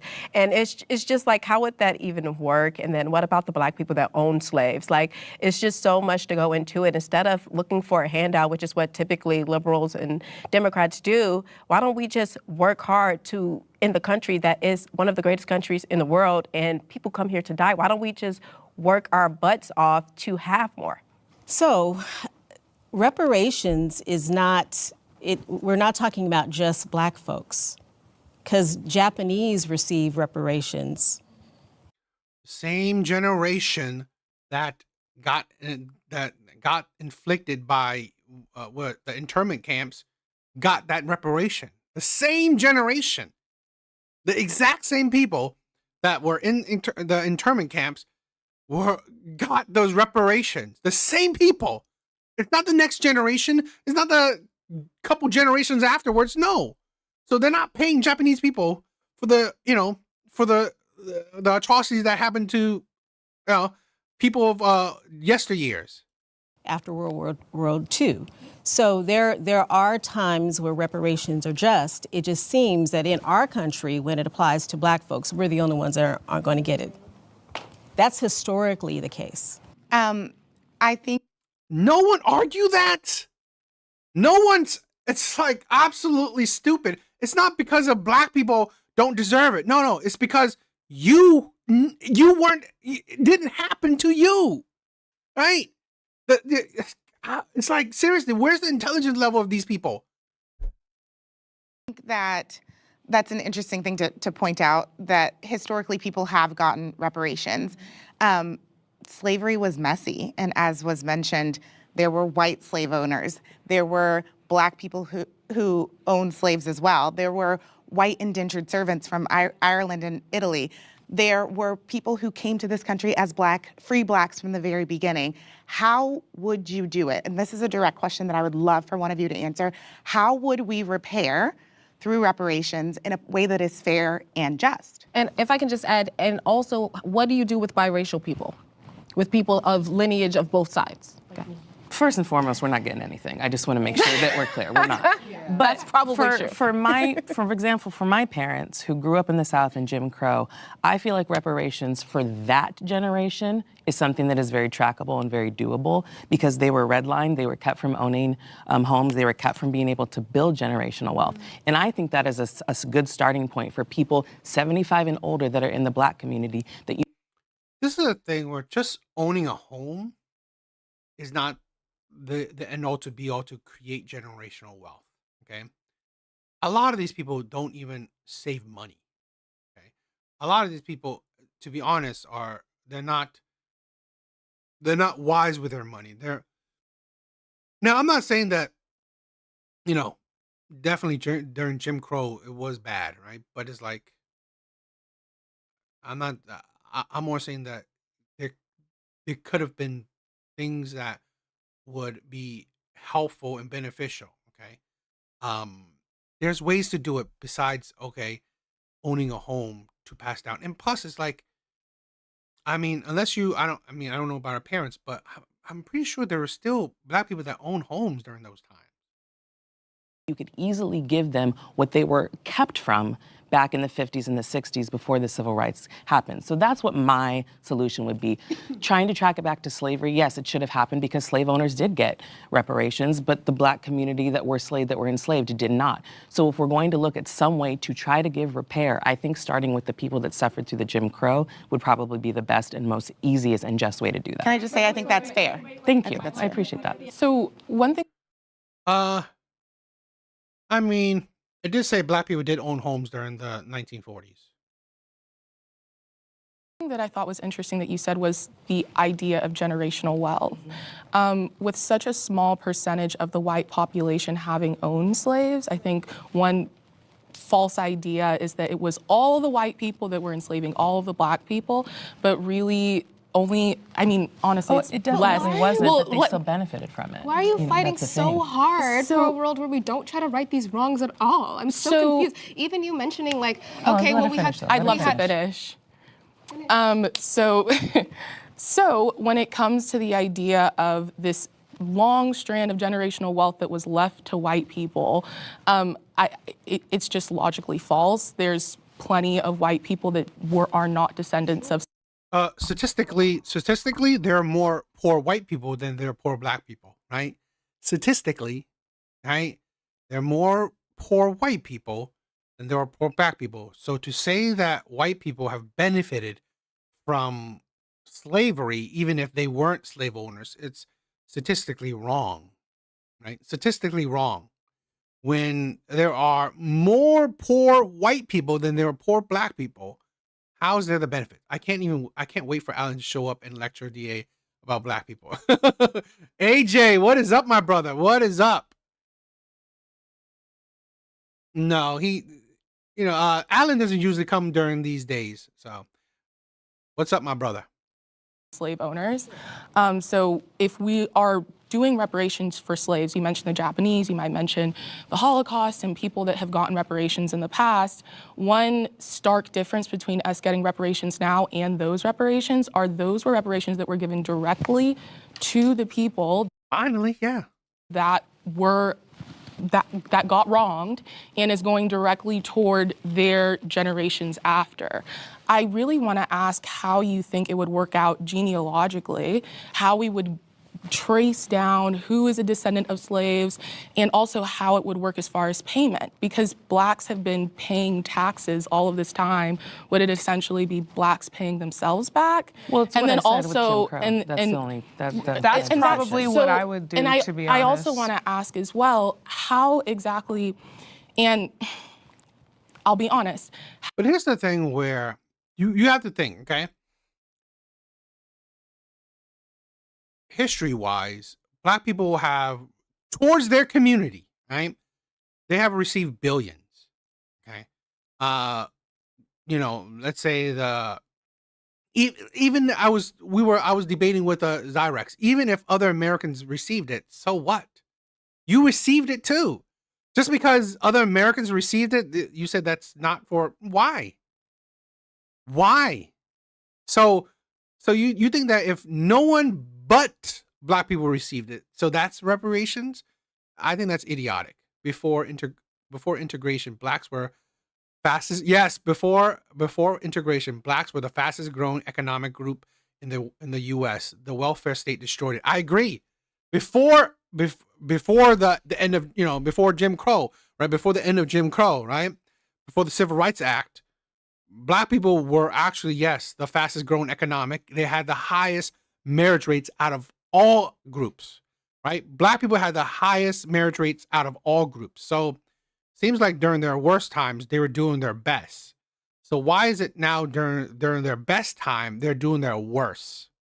How exactly you see all black people getting a $50,000 check after we determine who gets it, right? After we hire on we're talking about a multi-trillion-dollar operation when we're talking about reparations and how this would end up truly being executed, not in a utopian idea of all black people get this money. But then you also have to think about what reparations are. Reparations, by definition, do not need to be money. Reparations can also be education, Absolutely. Yeah, a multitude of exactly. things. That And would I be think, beautiful. I think what's important is that when it comes down to it with reparations, we are giving 50,000. However much money you think There's so much victimhood in this video. I agree. reparations should be to people that just by fact are not educated on financial independence. So give them education. Okay, education is perfectly fine with me, but I think one, we have to figure out if you want education to be a precursor to finances, we'd have to invest very dramatically. I think the Jim Crow idea is perfect because, like, my husband and I, both of our grandfathers were in Korea, and when they came back from Korea, they had very starkly different experiences. One was able to get a job, one wasn't, right? One had GI benefits, one didn't. And Is it a black man and oh a yeah, white? my husband's white. So, and at the end of the day, like, I think it's important to recognize that there's some generational wealth that could have been built that wasn't built. And think about the mental, like, toll of coming back from war and then going from one war to another, like Birmingham, Alabama, coming from Korea, and like, imagine what life was like and you couldn't get a job because of, like, no GI benefits were given. Like, yes, legally, maybe they should have, but also Jim Crow was the law of the land back then. So how in the world are we supposed to not, like, and I think that what you said is beautiful about using education, right? Because my family personally, like, education was like our way out. Like, that's why that, like, and I think a lot of Black families, that's why we hold on to education so well. But then kind of going back to, like, right now, the Department of Education is getting dismantled. So basically, this is how I would do reparations. I think that a way not to burden taxpayers would be to sort of do it like how Native Americans get free college, which is they have to submit their own lineage. You have to trace your own lineage yourself, submit it, and then I think there's a certain period, I don't know the amount of That's interesting. I didn't know that. years that we should not pay taxes, just straight up. We have contributed so much to this country, or at least our ancestors did. We should get that leg up. I went to the University of Alabama. I'm from Atlanta. I've seen so many white people benefit directly from slavery to this day. Like, my best friend in college, her family lived on a plantation that was handed down to her from her family that was made off the back of Black people. And it's the biggest residence in Alabama. That is insane. That is sick. We deserve for our ancestors to be treated with the respect to just, like, be paid for their labor. That's it. If I can just interject really quickly, because I actually did hold my hand up. Yes, I think that you're pro. reparations should be given. There's two reasons I believe that. One, it was promised, right? Yes. Flat out, it was promised. Go ahead and do it. Two, I know that it would be the biggest bump to the United States economy that we've ever seen because Black people do not know how to manage their money. And that is But a fact. Americans So don't hold either. on, Yeah, hold on. I'll yeah. finish. I'll finish what I'm Yeah. saying. I'm not just saying, look, we're a bunch of Black women, so when I say Black people, I'm worried about Black people. I don't care what other Americans are doing. I'm talking about Black people in a space that's about Black people right now. Black people do not know how to manage our money. That's just a fact overall. It's an unfortunate fact. If you want to see the sales for Nike explode, you want to see the sales for, luxury cars explode, give people a bunch of money. It'll be like the Chappelle skit where the Black people got it. It's a fact. But what I want to make clear, or the way I think of it, is that if you're talking about programs and opportunities, we already have free colleges. Just because it's not specifically for Black people doesn't mean it's not available to the Black community. We already have public housing. We already have SNAP. We already have That's why I said people getting taxes. free, we already have people getting free health care if you make low enough that you need it. My family is from South Carolina. My dad's family, my same situation as yours, but we own our home. It's a compound. It's not as big as Alabama, but it's really nice. 3 houses. My grandfather built it by hand. There is a space in people's minds right now that says, I'm a victim and I need help. There's some people that literally just believe I need help and therefore I must wait for the help to show up. And then there's other people that say, I need my life to be better, and they go out and get it and make it happen for themselves. And I think that when we keep begging for reparations, instead of just saying, like you said, it's never gonna happen, it's never gonna happen, so move on. There's every other opportunity in front of you. There's every avenue to better yourself and make a better way for your family down the line. Focus on that instead of begging the government to do something that they clearly don't want to do. It's a moral issue at this point. It's not even like begging the government. It's just like reminding, dude, you owe us. Black on black crime. I'm just like, I'm one of the things like,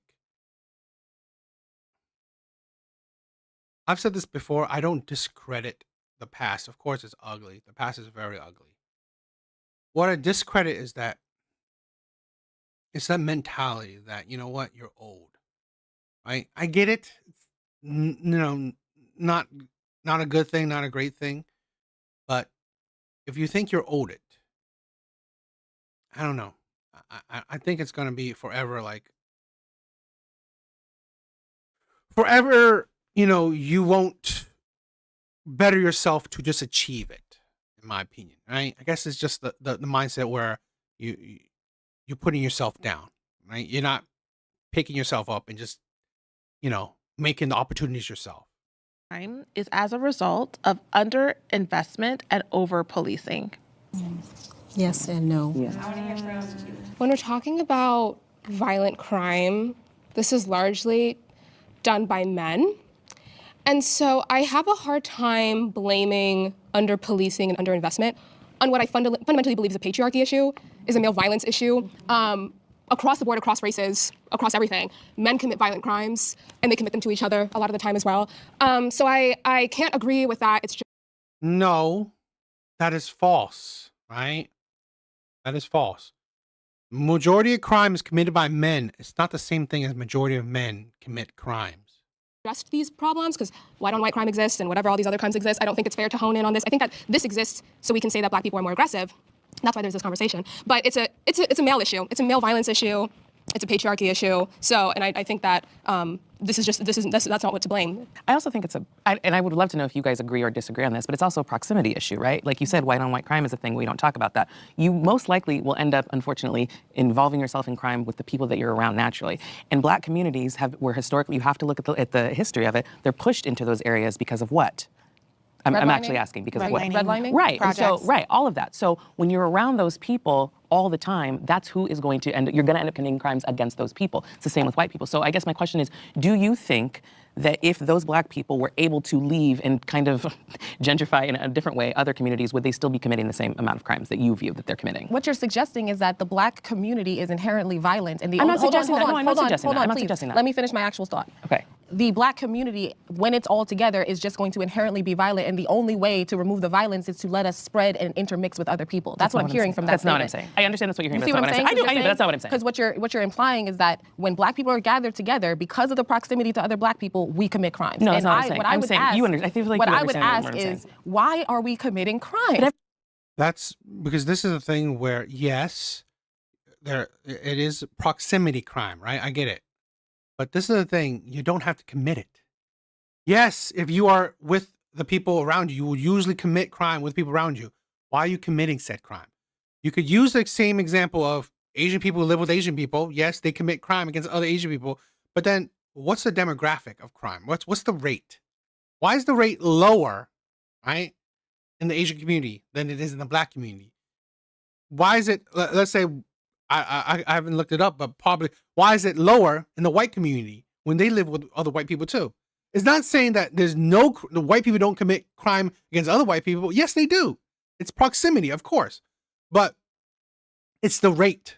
So again, if you're saying that, okay, yes, black people live with other black people, that's why there's a high amount of crime. No, black people live with other black people, that's why it's a proximity crime. If there's a crime that's committed, it's against black on black. Yes, I agree. But why is this such a high volume, right? Why is this such a high amount? They commit disproportionate amount. Everybody commits crimes. That's the point that I'm saying. I'm saying everybody commits crimes, and who you're in proximity with is who you will end up committing the crimes against. It's not about who you commit a crime against. It's about amount. It's why the rate. That is what the point is. Okay, it is the rate of the crime. It's the amount of crimes. I think from the science background of like generational trauma and like thinking about how men are not taught, going back to what you're saying, men are not taught how to regulate their emotions. And think about all the Men anger are and able to be violent, which is a very different thing. Men don't have to regulate their emotions. Men can be. I'm just Men's speaking violence is from always my protected. experiences like in the mental health field of. First of all, who's teaching said men? Right? Women. If we're not allowed to, well, anger is a secondary emotion. Underneath it is embarrassment, hurt, pain, like all of these vulnerable emotions, and men in our society are not taught how to process that. And if you take in generational trauma, all the trauma that Black men have had to go through chattel slavery, and like I said, my grandfather came back from war and he didn't get GI benefits and he has to support his family. Like, what do? It turns to anger. And the reason why there could be, and if you, again, kind of redlining, squishing all of these people and over-policing. This is a thing where it's kind of the ridiculousness of redlining, saying ridiculous of redlining, because you look at the rates of other communities, Hispanic communities, Asian communities, right? They are put together as well. They're actually put together within the same community. So really, it's like you can. It's like I don't discard that, redlining where they put people in but they put poor white people also in their own community, right? To be honest, it's not necessarily, I mean, of course it's part of race, but it's not necessarily race. It's more economics. All poor people are together. All middle class, all, rich, shit like that. They're not intermingling because of race necessarily. I'm not saying that that's guaranteed, but they're not intermingling more because of status, right? Of class. You're poor. Why would I intermingle with you? It's just, we're creating this self-fulfilling prophecy where no matter what, like there's going to be more violence in these areas because there's no, like, again, kind of going back to, we need the mental health programs, we need education programs to help uplift people so that energy can go into art, it can go into school, it can go into all of these productive places so that. Exactly, right? I mean, like, immigrants don't commit this level of crimes, and they're squished together. We and again, like if we like spread people out, you get exposed to different ways to, because I will say that if you are not taught how to do things and you are kind of stuck in this learned helplessness of, which I don't know if anyone will take that the wrong way, but it's just a term of like, you feel like there's no, like, kind of like we feel like with the two-party system of like, if you say like, there's no way that I'm going to get out of this, that is a mental health issue of saying like, hey, there's another way to express anger. There's another way to process this other than picking up a gun and shooting at each other. So, and correct me if I'm wrong, but it kind of sounds like you're giving these people who commit crimes an excuse for because whatever trauma that they've been through. I can say I'm someone who's going through grief and trauma right now. My mom suddenly died 3 weeks ago, and I every single day, thank you, I go through every stage of grief multiple times a day. It is the most I can't cuss on here, but you know what I'm trying to say. And I still have to continue on going through my life. Our bills need to be paid. Me, my husband, I have to be there for him. I have to go through life. I don't get to just go commit crime because I've been through trauma. Do you have the support in place? Like, what does your support look like? I have my husband, and we can discuss that. But even if I didn't, that's still not an excuse to go and commit crime to harm people, and it's not. Remember that blacks didn't have crime until after civil rights movement. Black communities were peaceful. They are rewriting history to make it like blacks were always this way. I think I agree. And this is the problem. You gotta look at the change perspective. The black community became matriarchal.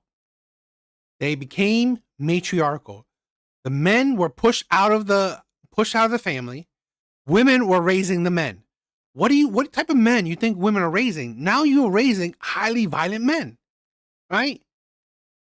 Option if you have no idea what I don't. This is why the problem is they should have talked about, okay, you talk about these men being violent. Guess who raised them? Single mothers. Single mothers raised these men. Single mothers couldn't properly teach these men. Single mothers. Black single mothers. So again, it leads because the black community after Jim Crow has drastically became a matriarchal system. Before Jim Crow, they were a patriarchal, right, family. They were a patriarchal community, right? Men were leaders of their community. Men were leaders of the household. Now it is women. Women are the leaders. She said patriarchy. I'll say feminism, right? I'll say feminism is the poison of the black community. Feminism has poisoned black women, right? And in turn has kicked out the men, right? Kicked out the fathers, kicked out the husbands of the families, and then, raise the next generation of terrible men. Like, I will say, just from working with people and knowing, like, if you add in the mental health aspect of, like, we have echelon of needs. At the bottom is need for safety. What you guys are talking about is all the way up here. You can look it up, Maslow's hierarchy of needs. It's self-actualization of, like, knowing what to do. That's all the way up here. We're talking about feeding yourself and all that kind of stuff. That's so why down do they here, go so. from, I have no idea what to do, to I'm going to go murder someone, or I'm going to go steal someone, or I'm going to go steal a car? So I think when you bring up generational trauma, She cuts out everything when it gets too heated. I think, people can experience trauma on a number of levels. I think it's an insult to the intellectual intelligence, the emotional intelligence of the black community to say that you are going through X, Y, Z, so that must be the reason that you're killing people or robbing people, or and that's fair, but I think the black community is smart enough to know what is right and what is wrong, and that killing people is not the answer. I don't think that murder is necessarily a result of only generational. I think fatherlessness is a big part of the generational trauma that exists in the black community. For that? And Obama For spoke about that as well. I know you guys mentioned Obama. I think we blame men who have kids and then abandon them. Oh, well, I think that's who we I blame. love that. I think that's who we blame. I think that's who we blame, which is why it's really important. But can I say something super fast? I want to point out that Black women were incentivized by the welfare state, by LBJ, to kick Black men out of their home so that they could get more assistance. So we have a track record benefiting from the government by not having a Black man in the house. And first of all, abandoning them? Who picked these men? They weren't married to these men, and you can see the divorce rate, right? You could see by divorces where women are the ones who predominantly file for divorce, even in the black community. So there's more studies and proofs that no, one, if you're kicking out these men, why weren't you married to these men to begin with? And if you were married to these men, it shows you clearly that honestly, it's not like men are leaving. No, it's women kicking out these men. You can have more money if you are a single parent home. What did people do? They said leave so that the government can be my father. So that is why we are in that situation, because we have a culture issue. I think it goes further back. It probably does go further back, but I think that is a pin that we can put in history where we. It doesn't.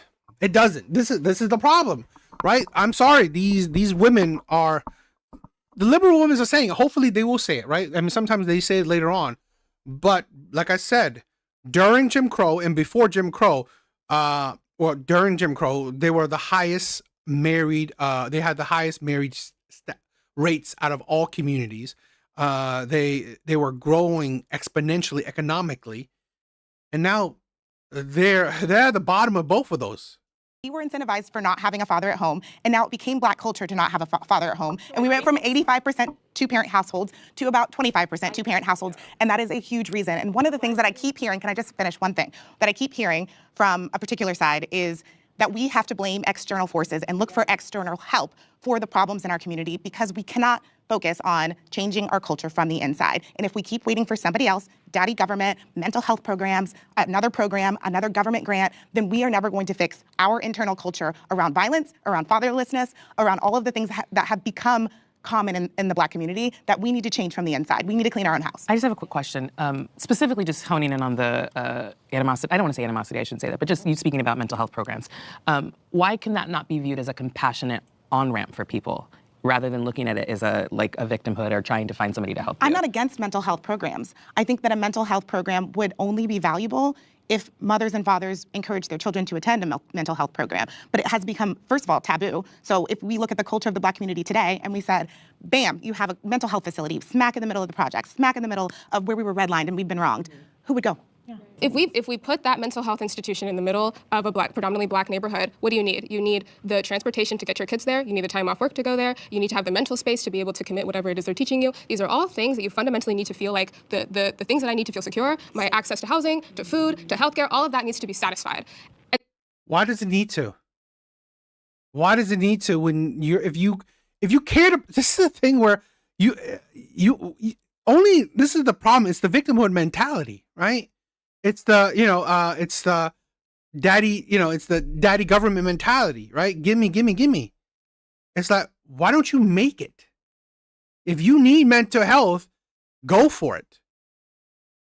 And so I think that that's my main issue, I guess, when we're talking about like mental health support, is that we're trying to give people something they're going to need for the top of that hierarchy, and we're not addressing the bottom of it. We need all of it. Yeah, it's how do we address both? Okay, so I think what everybody is missing here is obviously she brought up the fatherlessness, and it's a big problem within Black women, the culture that Black women believe in, and this is why they're 5 times more likely to raise criminals, to raise people who commit crimes. They kill the most of the Black community via abortion. And if you think about it's Black women's fault?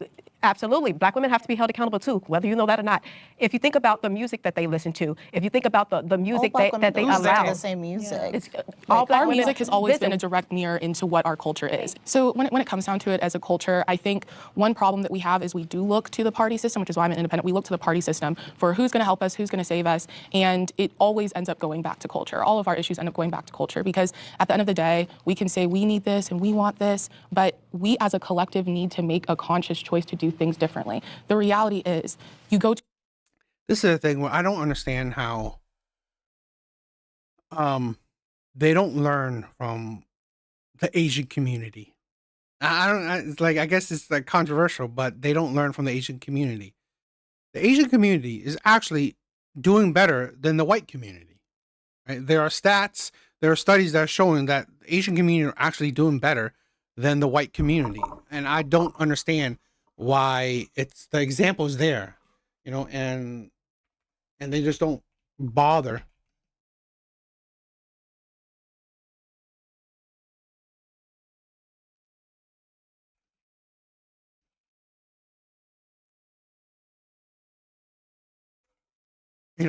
Bother. Yeah. Based on aggregated data, the Asian community in the U.S. often outpaces the white community in metrics like median household income, educational attainment, and wealth. So, maybe learn a few things. Maybe learn to say that stop being dependent on the government. Asian communities 100% not dependent on the government. Well, maybe not 100%, right? But I mean, they're definitely not dependent on the government. They may use the government, of course, but they're not dependent on the government. They're not shackled to the government. The Asian community is a community, right? It's a community. Definitely there's, respect for elders. There are men head of the households. There are both people, both men and women, working to better the household, right? Women being still, men trying their best to provide, right? And women also working, but also taking care of kids, also taking care of the family. So there's a lot of things, but and helping out each other, right? Helping out each other as a community. So I don't know. I think that us as minorities should be learning from each other. So I don't know. But I think that's it for this one. I think I looked at it enough. I don't know. Some things they could have said a bit better, but whatever.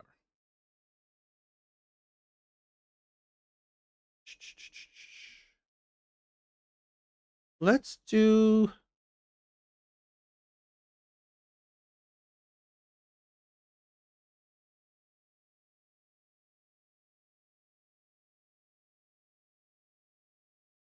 Let's do some TikTok videos. Let's do some TikTok videos. I thought this was might be interesting, so let's check this one out.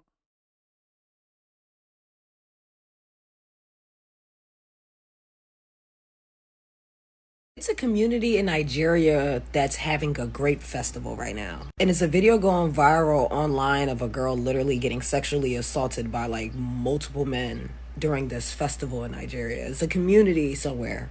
The leader of this community, I believe the president of this community, said that he was not aware of it. There's a video somewhere online of him literally like crucifying his workers because comes to find out, I believe his workers knew about it. And they're saying like the elders of the community, who are basically the ones in charge underneath the president, I believe he's a president or the chief or like a king or something. Other than that, they were the ones who approved it. Justice was served in that matter. They did get arrested.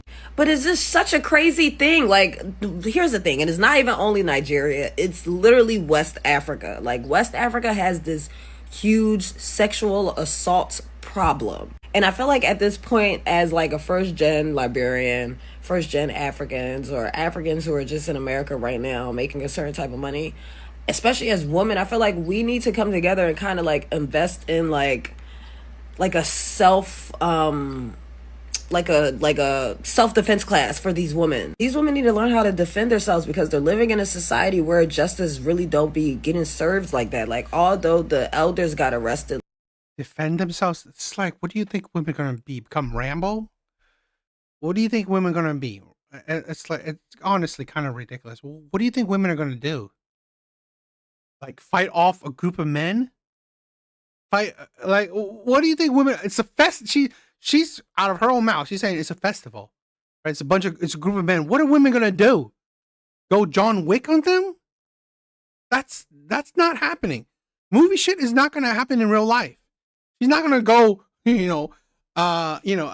Atomic Blonde on them. No, women aren't going to do that. And this is also out of her mouth, right? It shows you that this is the thing where we always constantly think that, it's white supremacy, it's white man this, it's colonial that. No, right? It's not. Right? It's not. Every culture has their problems. But if you don't try to solve them yourselves, you're going to have to continuously find these problems. Like, who's to say the men who actually did the sexual assault are going to get arrested? Like, hopefully they do, because they got like their videos online and stuff. But you can't depend on the third world country to actually have the resources to be able to really track everybody down or to even defend these women. And at the end of the day, West African countries, the women in these West African countries have been doing protests and talking about sexual assault for years, and I feel like it's getting to a point where justice is not being served, and now they're having fucking festivals, and something needs to be done. Like, something actually needs to be done because it's not stopping. And I feel like now, like, the women of these countries need to take matters into their hand. And I feel like as us people over here who can help, I feel like we all need to come together, like start a GoFundMe or whatever the case may be, and like open up like a self-defense class. This is my thing where a lot of women don't realize what actually helps you is men, right? Even though, a lot of times men are the problem, right? But it's not all men. So it's like, this is the thing where for women to be able to get their rights they got, they needed to, get men to change their minds, get men to join their side. This is the thing where, honestly, for something like as heinous as this is, you need men to join your side. Because in all honesty, a group of women are not going to beat up a group of men. That's ridiculous.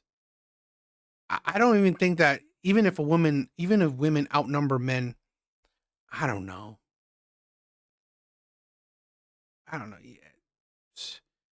10-5. I mean, double men. It's still doubtful, right? In a terrible situation, I doubt men will just give up to a group of women. I mean, Or something. Like, these bitches need to learn how to fucking slice a nigga throat with a machete. Real shit. That's what they dealing with. I'm sorry, if justice ain't gonna be served, justice ain't gonna be served if I kill your ass because you want to attack me. Dead ass. again, she said a festival. She's not just saying what person is like one-on-one. I mean, is it a festival or is it like just like, I don't know, random stuff? Dead ass. We'll pay the fee for the bitch to get out because that's all you need to do in Africa. Motherfuckers don't stay in jail. Shit. Dead ass. Look, like, I'm so fucking serious right now. It's a community. Yeah, I just this is a thing where women honestly can't, they won't be able to fix anything. Women have a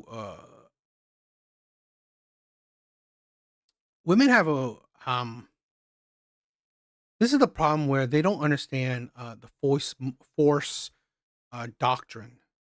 They can't force men to stop anything. So what women can do is get men to be on their side to have said men do the force. So this is terrible, right? This is Absolutely disgusting. So I don't know. I hope that changes or something. But yeah, that's absolutely terrible.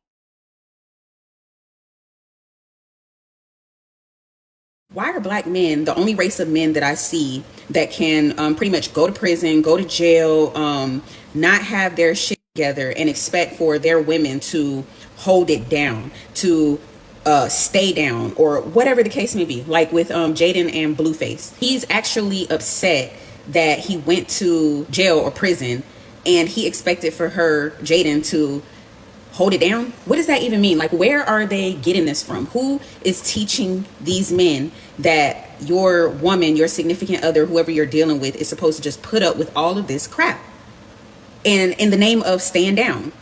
It doesn't make any sense. And most of the time, these same men will not do the same thing for you.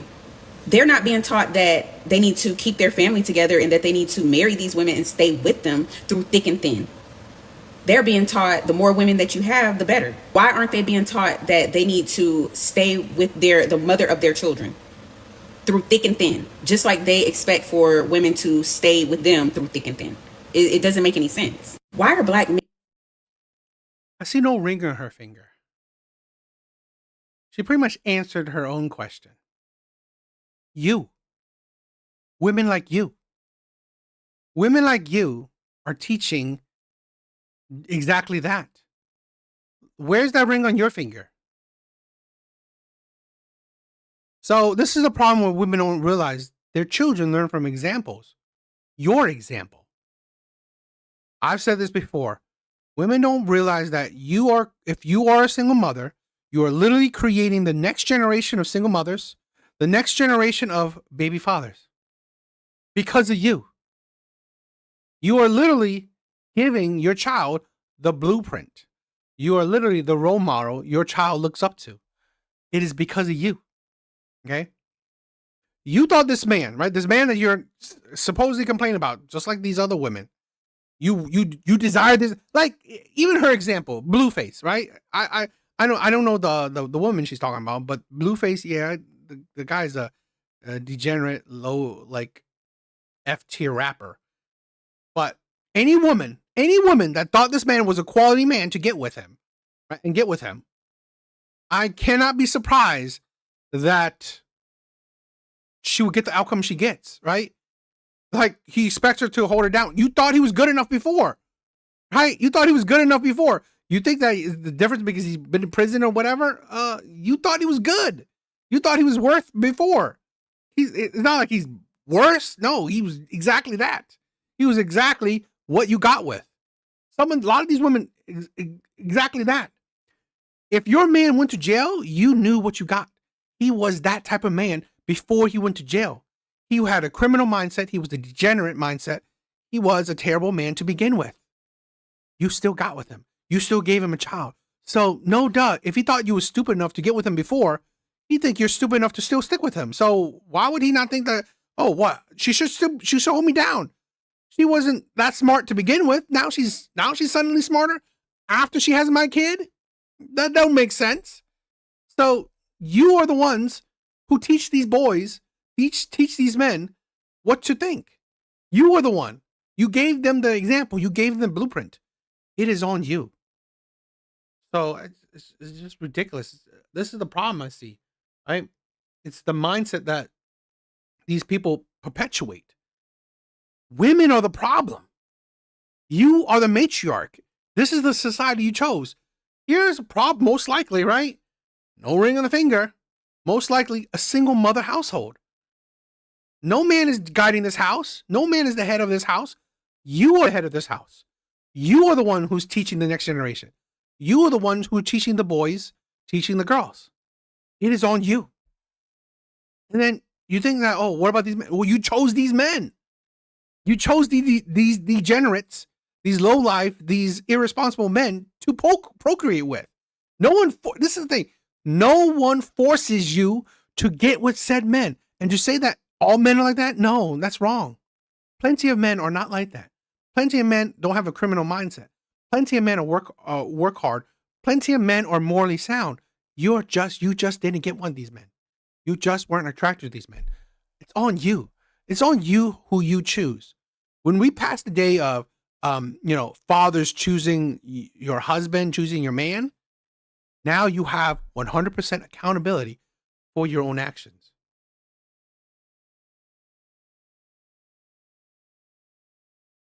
A man accused of randomly shooting a pregnant woman inside her car has been found not guilty by reason of insanity. That shooting happened in the Belltown neighborhood in 2023. 34-year-old Ina Kwan and her unborn daughter were both killed. Her husband was seriously injured. Cordell Goospy was charged with first-degree murder.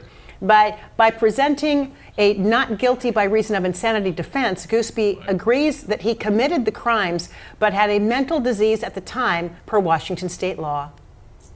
Defense first obtained their own expert report, and their expert found the defendant was insane at the time of this crime.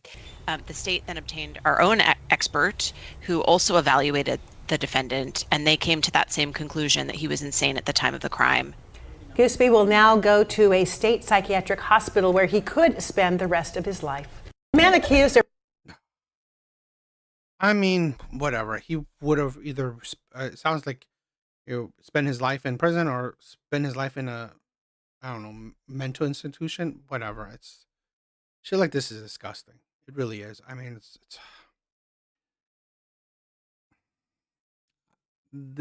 I don't know.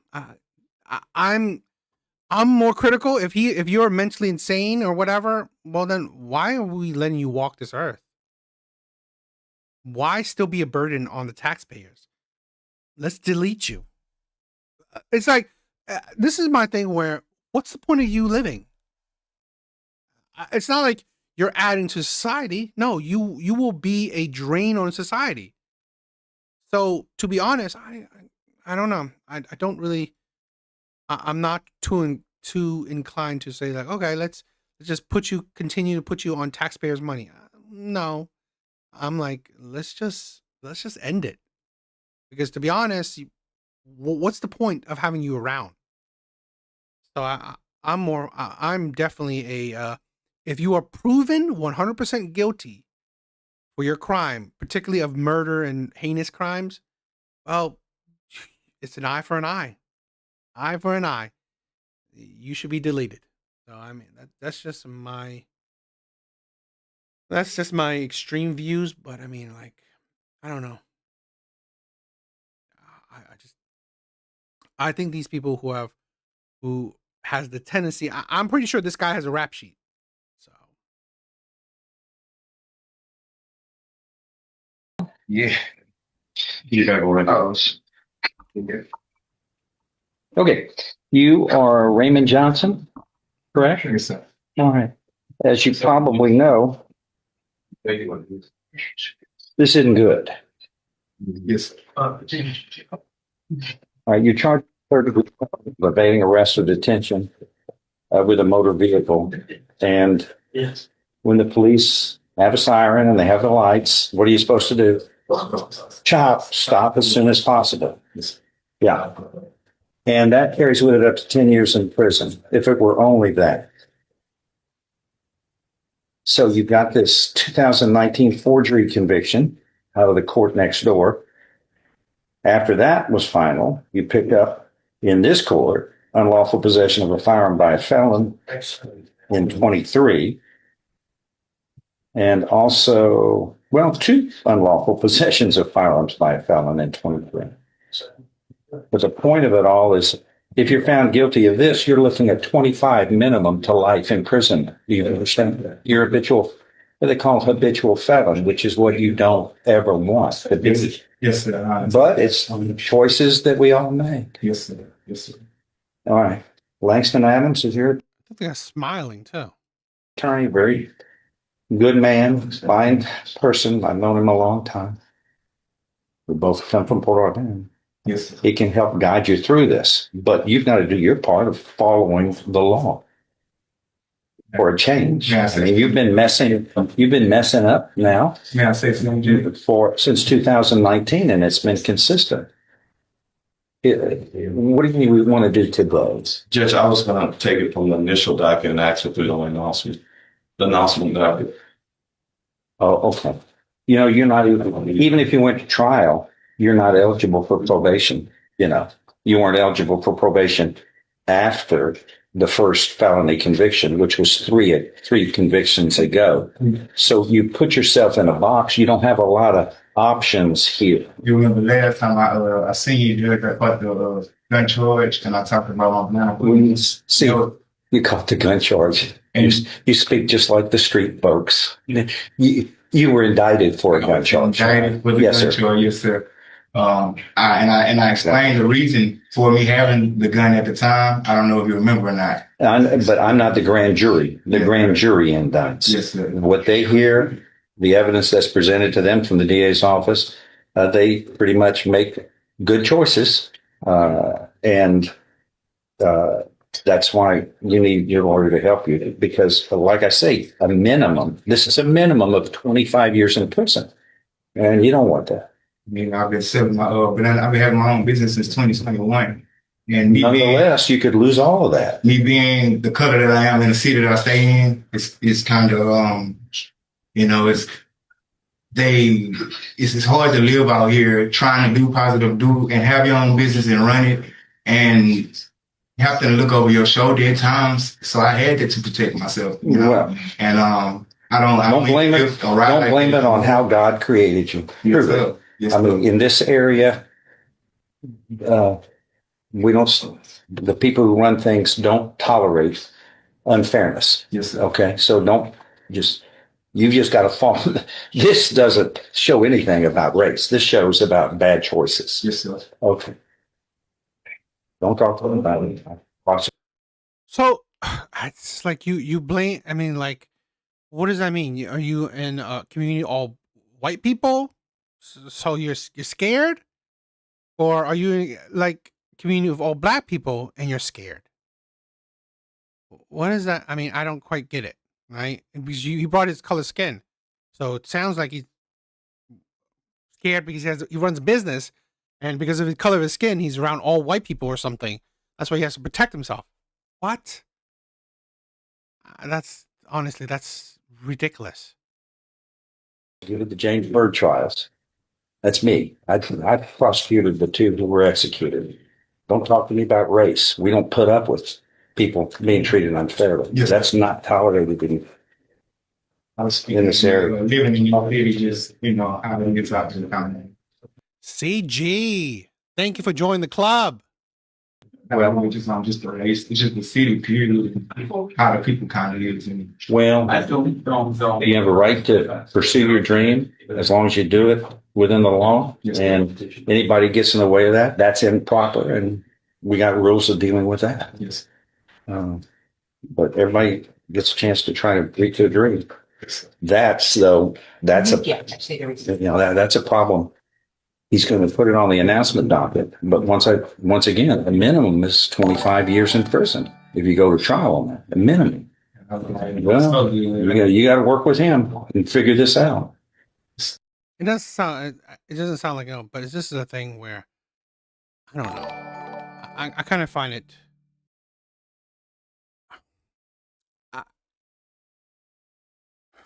This is a thing where, for whatever reason, he says he has to protect himself because the city he lives in. I kind of.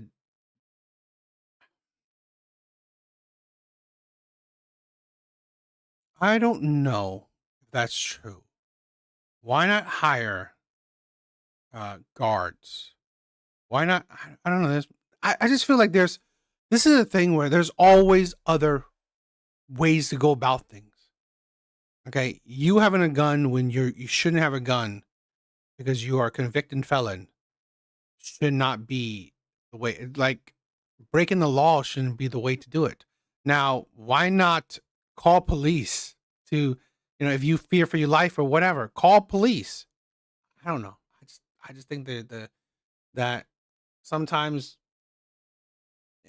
it just doesn't make sense to do certain things your own way, because here's the thing. It's leading you towards this. Your way, honestly, isn't the right way because you are failing at it. It's leading you to the court. How about do things a different way? here's my thing. Just I feel like why don't you just hire someone who can? I mean, like there's probably like lower tier guards, right? I mean, like you aren't able to have a gun. Well, hire someone that can have a gun. It's like you're owning a business, right? Well, chalk it up to expenses, right? I think you could add that to your taxes, right? Get a tax write off, for having. Did you get that?